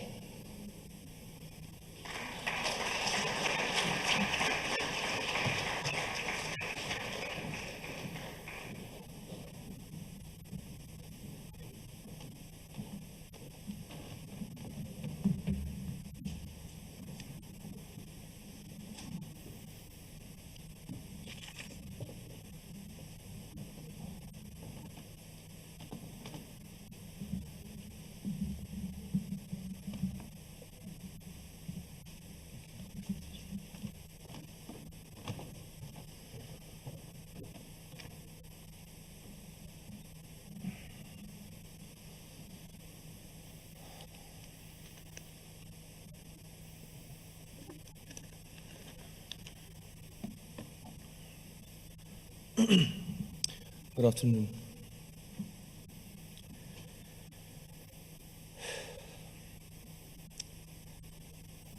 I am Mikhail Brown. I am Karima's son. First and foremost, I'd like to thank everyone that has been of assistance to myself and my family through these trying times. I'd like to give special thanks to the staff of Charlotte Mateke Hospital for giving my mother the very best care all the way till the end. I'd like to thank Professor Marvin Murr, who gave us, myself and my family, the privilege of keeping us up to date personally every single day. I'd like to thank the CIT family and Yasin in specifically for giving my mother a dignified, respectable, and loving burial under extreme circumstances. I'd like to thank Al-Im Relations for being our family's production collaborator and for helping us pull off this production. I'd like to thank the Sacred Heart family for being a consistent pillar throughout my life and therefore my mother's. I'd like to thank Eusebius Makaza and all the friends that my mother has accumulated over the years for really giving us support and helping us through this time. Thank you for taking care of myself and my family and giving my mother a send-off she'd be proud of. We wouldn't have been able to do anything without assistance, so I really want to stress our appreciation. I was deliberating with myself on the content of this speech all week, and in all honesty, there is just far too much to actually say. So I'll refer to Karima in the role of a mother and the sub-roles of being a mother, and for a long period of time, a single mother. She was a great woman and an even better parent. Her mother, my late Malimi, was a factory worker living in apartheid South Africa. So to say that my mother grew up in poverty is a bit of an understatement. Through perseverance and mobilizing and organizing and hard work, she was able to escape the Cape Flats and start a new life and raise a child in Johannesburg. She gave me an education, which for anyone who knows my mother knows that it was a priority for her above all else. She vehemently believed in education. And although she sent me to a great school, I think my greatest source of knowledge, information, and perspective came from conversations and debates within our own home, with my mother. She was exceptionally bright and had a work ethic to match her ferocious intellectual capacity. She taught me about the fight for equal rights. She taught me about the fight against discrimination. She taught me about the power of integrity, the power of doing the right thing, the power of truth, and the power of caring for others. Thank you, Mommy, for teaching me the real lessons in life. I am forever grateful. Aside from my mother being my own personal varsity lecturer at home, she had many passions, interests, and routines in her life. I want to talk, and it's been mentioned before, I want to talk about her deep, deep love for food, which I understood, and the two of us in the kitchen could really, really cook up a storm.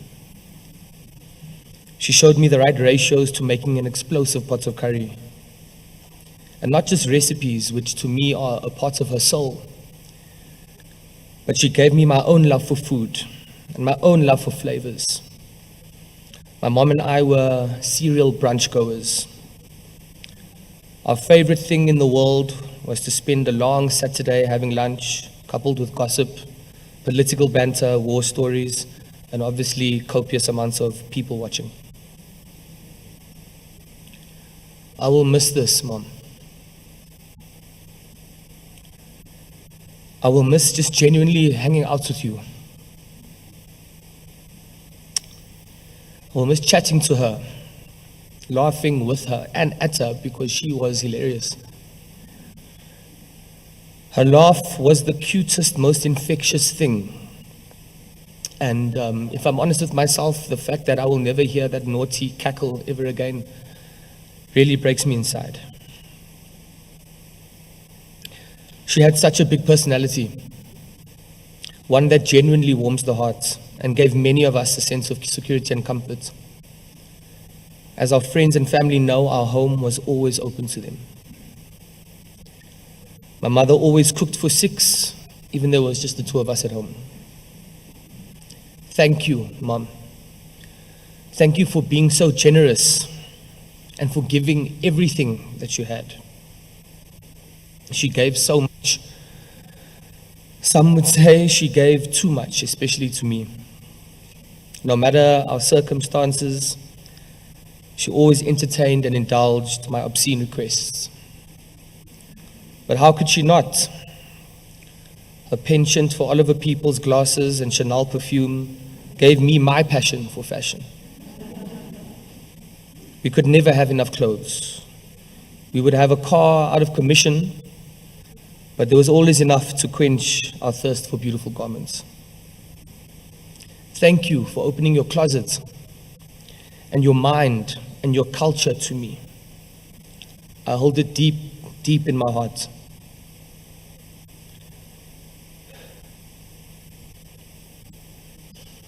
She was my best friend,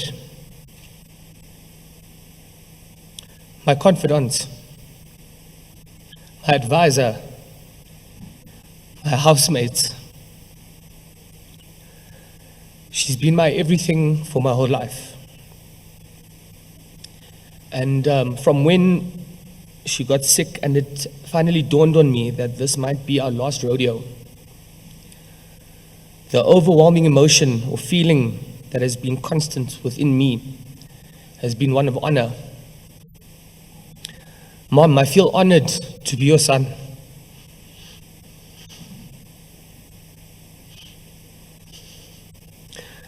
I feel honored to be a part of you.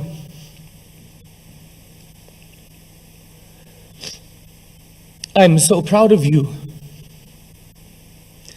And I've always said I am your greatest fan. I love you, Mom. I miss you more than words can describe. I'm so grateful. I couldn't have asked for a better mom. Thank you for loving me for who I am and believing in me, investing in me. And I promise to live life with the conviction you've bestowed unto me. Thank you.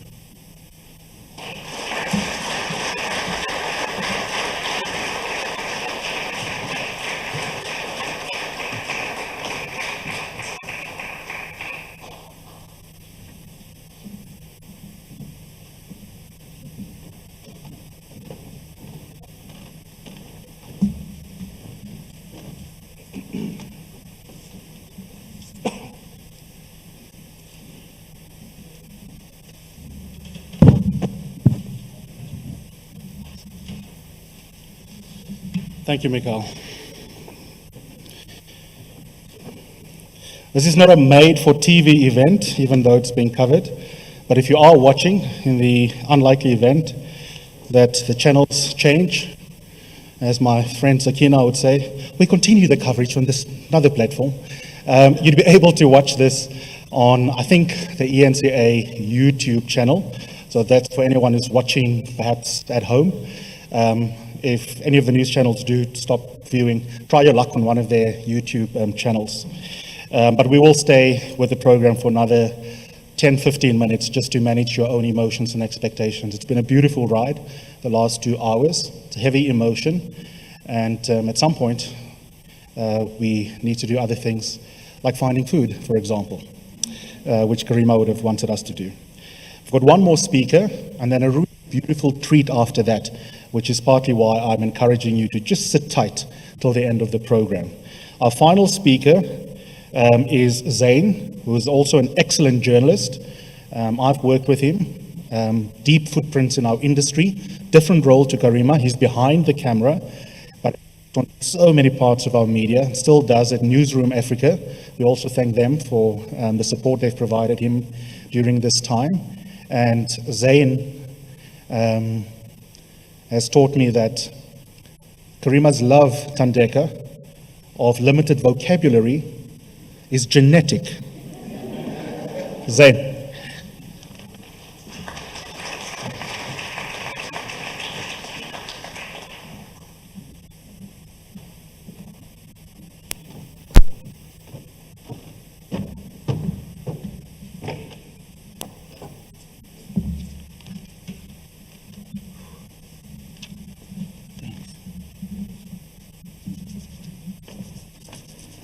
Sure.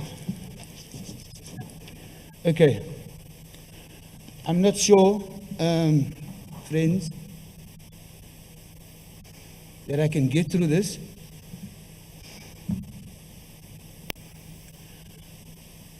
Without crying, so I'm going to ask you to please bear with me.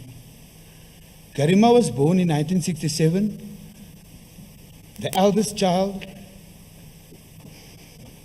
of Halima Green, a garment factory worker, and dock worker Ahmed Simar. Karima survived by her son Mikhail, my late dad's wife Rushda, and the 5 siblings. That's me, Madania, and my brothers, Ridwan, Aslam, and Zahir, and our families.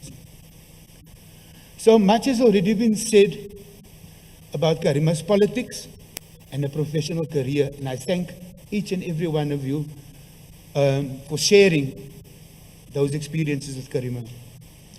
I want to talk to you on behalf of our family about the sister we lost. I want to tell you the stories of Karima, who we affectionately called Titi. Now, for those of you who don't know, Titi is an affectionate title for the eldest daughter in some Cape Flats families. And she took that role very seriously. Our family didn't have the luxury of choosing activism because apartheid's brutality came through us, or came at us through the Group Areas Act. In the late 70s, our family was removed, like many other families, to the wastelands of the Cape Flats. As children, we actually thought that the group was a person, because often we could hear the adults saying, "Hier kom die group, the group is coming." And we all started to close the curtains, hide behind, lock the doors, because at that time, if you weren't served your summons, you weren't actually required to actually move yet. So many people tried to escape being forcibly removed. And eventually, the group prevailed. And in the early 80s, we ended up in what was then a new township called Mitchell's Plain. Karima and I just over a year apart in age. And I have a very distinct memory of one incident from our childhood. We were young. I was about 10, she 11, Madania was about 6. And we were traveling by the train, which was a daily routine for us, because we traveled between Harfield Station and Salt River, where we schooled. My mom worked at the factory in Salt River, and we lived in Claremont. And as we were walking from Harfield Station, in First Avenue was Mr. Sonday's shop, and outside was a big Coke lorry. Those ones where they still stack the cool drinks on the side, and the driver had on one of those brown coats. And I was the first one to spot a roll of cash that had fallen or was lying next to the lorry. Excitedly, I ran up to this money and declared to my sisters what we could do. Bicycle for me, bicycle for you, this for that, the rest to mommy. And Karima, being 11 years old, said, "Zain, it's not your money. Besides, this is that man's money. It's only obvious. Whose else could it be? Because that time they used to deliver or take cash still from retailers." And she went inside the shop and gave the man his money. And so in many ways, for me, this story is what came to define the essence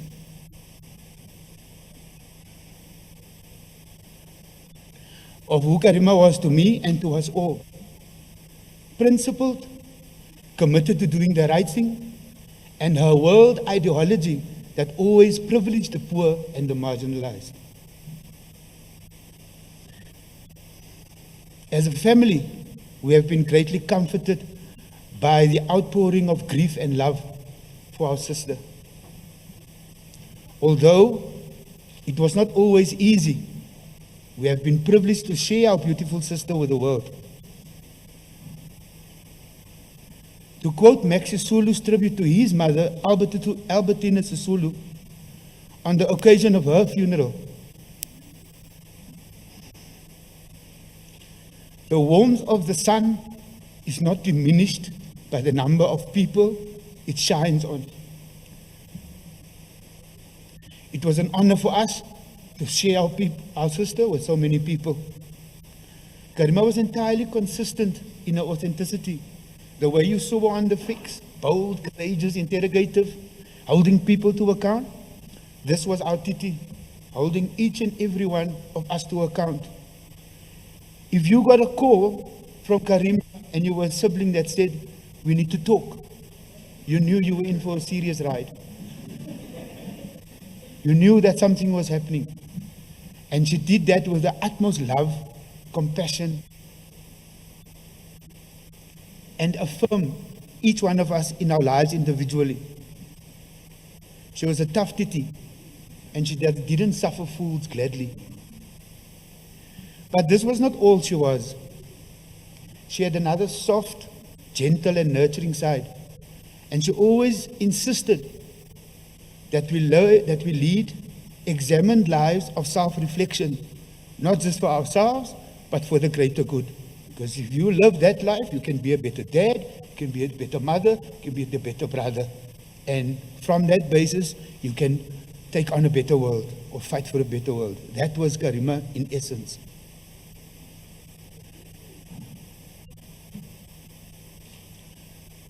We hail from a family of strong matriarchs. In challenging times, those who know Karima well, she always would say she's channeling her two grandmothers, Auntie Fati Samar and Zainab Green. These were two warrior women. So it's no coincidence that that was what Karima became as well. It was just in her genes. While we stand here as family and friends mourning the loss of our sister and friend, we also mourn the loss of a true South African patriot, committed to the creation of a country and a world free from injustices.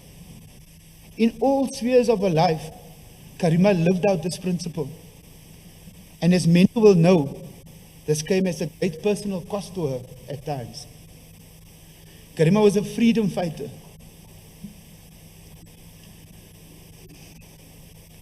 Who not only participated in the liberation of South Africa, but was an active participant in defending and advancing these very freedoms. She had little tolerance for fence-sitters. She always said, pick a side and get stuck in. She was also one of the most influential media personas of our era. And we all know Macy van Mitchell's plane was never supposed to make it that far.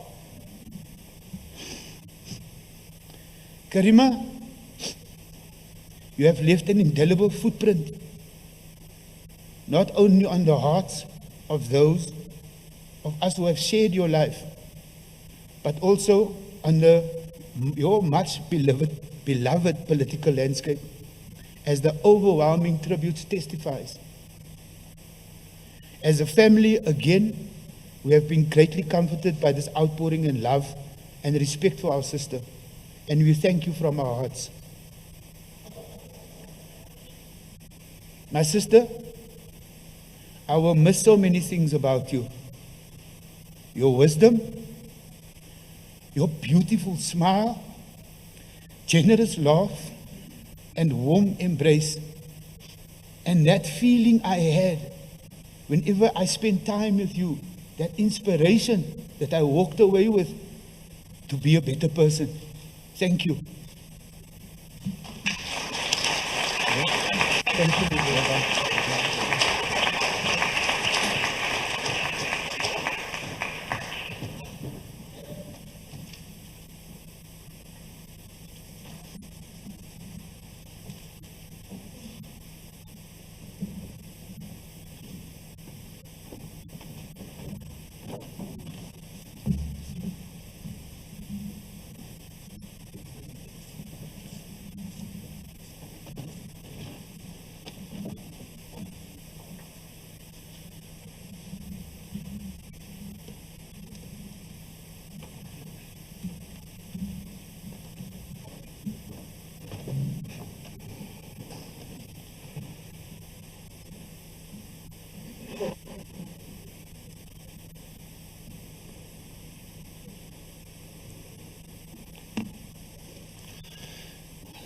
Thank you, Zain.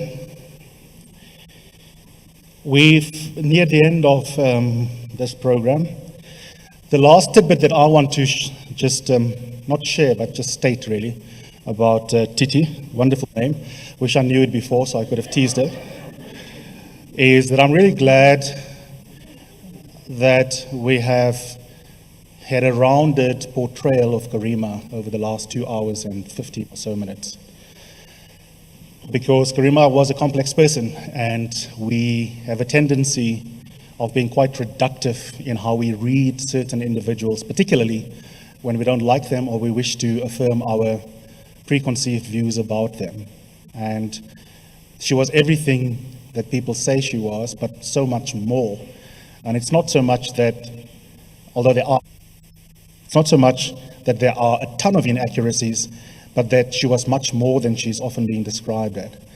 And while the one word that has been used the most online is accurate of her and meant as a compliment, fighter, the problem with that word is it also robs Karima of a gentle side and a deeply empathetic side. And Karima could also be a wonderful listener. She was a Dr. Phil to many of us in her life. You are in trouble, boyfriend problems, money problems, you're worried, you've got a funny feeling in your body, you're scared, maybe you've got cancer, you have to go see a doctor. Karima's the first person you go to. We've all been on her couch. I've said this on some media interviews the last couple of days, and it's true. And people don't understand why those of us who truly knew Karima think of Karima, appropriately so, and will remember her as a genuine mensch. She will say, "Come over, babes. There's lots of food." And when you get there, she'll, as some of you know, everyone here knows, she'll ask you what you need. Her house was a pharmacy. If you want drugs, you'll get some. And she's got anti-anxiety medication, she's got headache medication, strong ones that will, in her language, make the world come slowly at you. Or if all you wanted was a glass of whiskey, there was whiskey available too. Or if you just wanted to talk, she would listen. So even though she could talk a lot, and one of her journalistic strengths was also a weakness, Karima, even more than me, which is an achievement, front loads her questions on the fix by first giving a speech. She was actually capable of the most profound, generous listening, and deeply, deeply empathetic. And my wish is that the Karima that we remember is one that we render complex. And it's not to say you can't not criticize her. Obviously you can. There's a lot in her journalism that I've needlessly to show people that we are capable of criticizing our own friend, listed, and much more will be said in the weeks and months ahead. I'm hoping, for example, I'll hold myself publicly accountable to book about activism, and her and I disagreed. Our other good friend, Brian, and I discussed her journalism the other night. Could have covered gender better. I don't think she was the greatest feminist. She could have covered the opposition better. Technically, there are other things she could have done differently. But fundamentally, she's left us an oeuvre of journalism. There are many journalists, famous, some more famous than Karima was. But the difference, as I said to a mutual friend of ours on WhatsApp, is that some people will die famous journalists, celebrity journalists, but very few journalists will die with a body of work capable of a seminar series in journalism schools. And there, I don't think it's an exaggeration to say that is what Karima has left us with. When I mentor young journos, aspire to be talk show hosts, I tell them, watch what Karima is doing, and then when we meet for lunch, and some of them who are watching will testify to this, we'll discuss it. Where I think she could have done differently, but I tell you why she's brilliant. When she has the Minister of Police on the fix, we'll discuss what was brilliant in her preparation, so that you can't think, as many young journalists do, you can simply walk on set with an opinion on hand and do journalism. So I'm really, really chuffed that my friend has been given an appropriate send-off. I want to thank some people, Heather and your leadership at the school. Thank you for having us here a lot. Linda Moketsi from LM Relations, you've done a stunning job with very little time. Thank you to you and the rest of your team, to Nono Events, Morosano Sound and Stage as well. And I want to thank the news channels, all of you, Newsroom Africa, SABC, but most especially ENCA. for the support you've given us technically over the last couple of days. Thank you so much, John, Jody, for your leadership. We won't have food. I'm sorry to disappoint you if you were hoping for food, because Karima wouldn't have wanted this to be a super spreader event. For very close family and friends, I'm not going to tell you whether you fit into that category.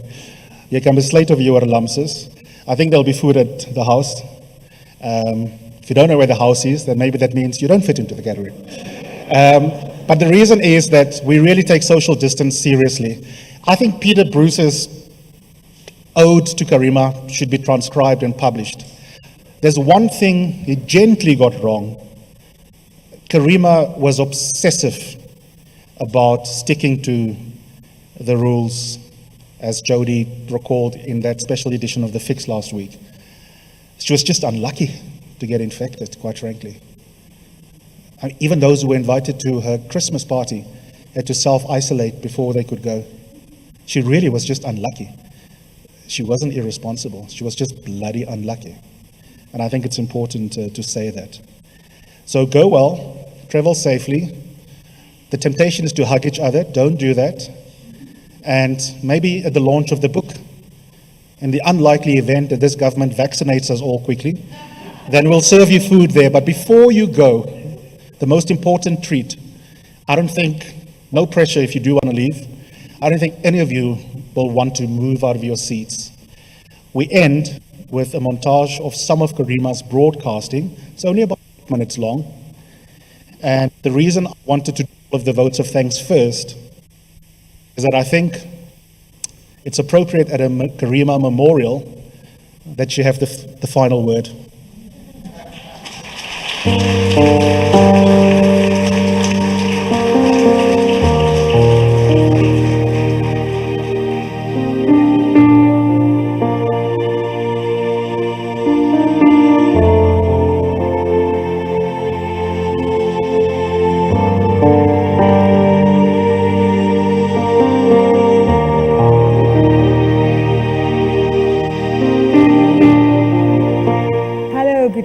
Welcome, I'm Karima Brown. You are watching the very first installment of Political Exchange, where we unpack Africa's political economy. Tonight's special launch edition is an hour-long broadcast coming to you live from our Johannesburg studios. My guest is South African President Jacob Zuma, who joins us for a broad-ranging interview covering the state of the South African economy. Mr. President, good evening and welcome. Good evening to you and to the listeners.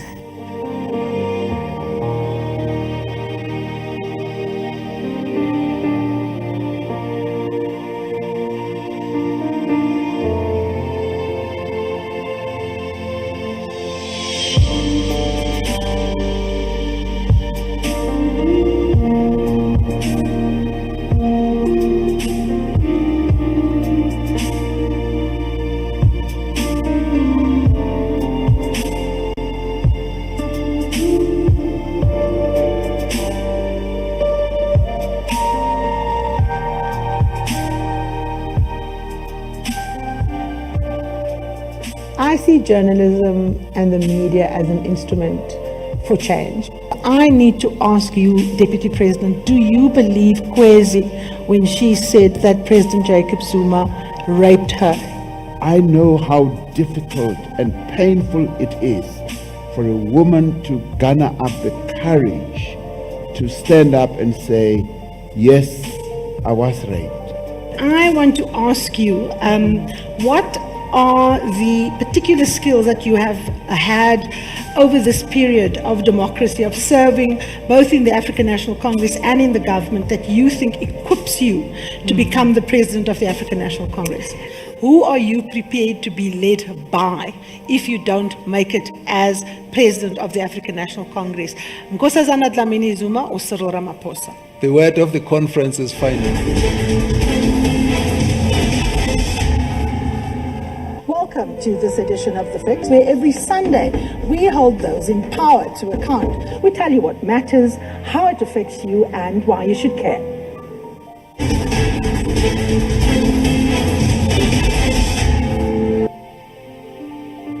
Now, of course, you have been making music for a very, very long time. Behind you are all the awards that you've won, the accolades. What inspires you still?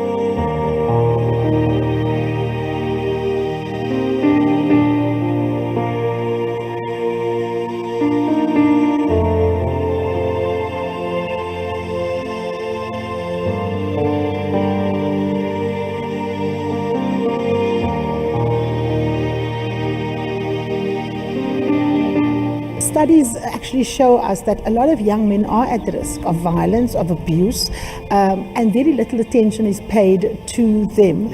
What is it that you think is the most important things, Rams, that a young boy needs to understand about himself growing up?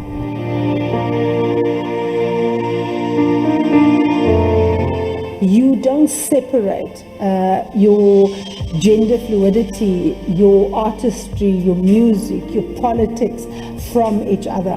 How do they infuse who you are as an artist? I'm going to ask you to make me a whiskey cocktail that hits the note, for me, that hits the spot for me. Just refer me to the legislation that allows you to keep this information about who you're procuring tenders from and enter into contracts from. What protects it from, being shared with the public? Because you say if this is under investigation, you cannot share it. Which law says that is how we should be operating, sir? South Africa is, of course, facing a massive fiscal crisis. Our debt to GDP ratio has all economists concerned. Where exactly is this money going to come from, Minister?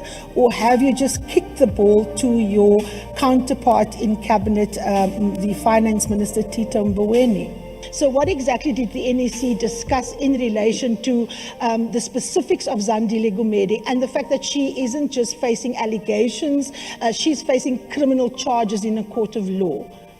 Minister, what exactly is the problem with the system? Why are people on the system and still not receiving the grant? With me, as usual, is my sparring partner, Sunday Times columnist, Peter Bruce. Peter, good evening. Welcome again. Yeah, it's been a hell of a week, hasn't it? Eh? It's been an incredible week. Gentlemen, you've each got a minute before we must wrap. Your impressions of the papers, does it tell us what we can expect to hear tomorrow? There's a lot of rumors that the structure and the names of those who've made the cut for cabinet is going to be announced. Journalist Karima Brown has won her court battle against the EFF. What the EFF does is a hit and run on particularly women journalists. So it's misogynistic attack on people like myself, Paulie van Wyk, Ranjini, Munsami, Firil, Haffiji and others, is to slander us, to bully us, to get their supporters to scare us, and then they issue a mealy-mouth apology, by the way. But it actually means nothing. The damage has already been done. In other news now, the family of Parktown boys, pupil Enoch Mpianzi, is one step closer to finding out what happened to him. An autopsy has now been completed. The 13-year-old grade 8 pupil drowned during an orientation camp in the northwest last week. Yesterday, some parents and concerned citizens staged a silent protest outside Parktown Boys High in Johannesburg. I'm here to support the family of Enoch, and I'm here to support his father's call that he wants justice for his son. This could have been any of our children, and it must never happen again. I think it's important to recognize that Winnie Madikizela Mandela was an activist, a revolutionary in her own right. She was, of course, married to a man who was reified and, bestowed almost sainthood-like. And often she had to, of course, coexist alongside of that. And we see throughout her entire life, she comes to Johannesburg already conscious. She comes to her professional life as a woman who has a very clear understanding of where it is that she wants to go, and quickly becomes involved in politics, not as an extension of Nelson Mandela, but as a woman who is involved actively in the lives of people. Freedom is not an event, and freedom is never never guaranteed. So the democratic breakthrough in 1994 was a major departure away from apartheid. We defeated apartheid, we have defeated colonialism, but the majority of our people are locked out of the economy, and what we need now is to get the struggle for inequality going, and that needs to happen really fast.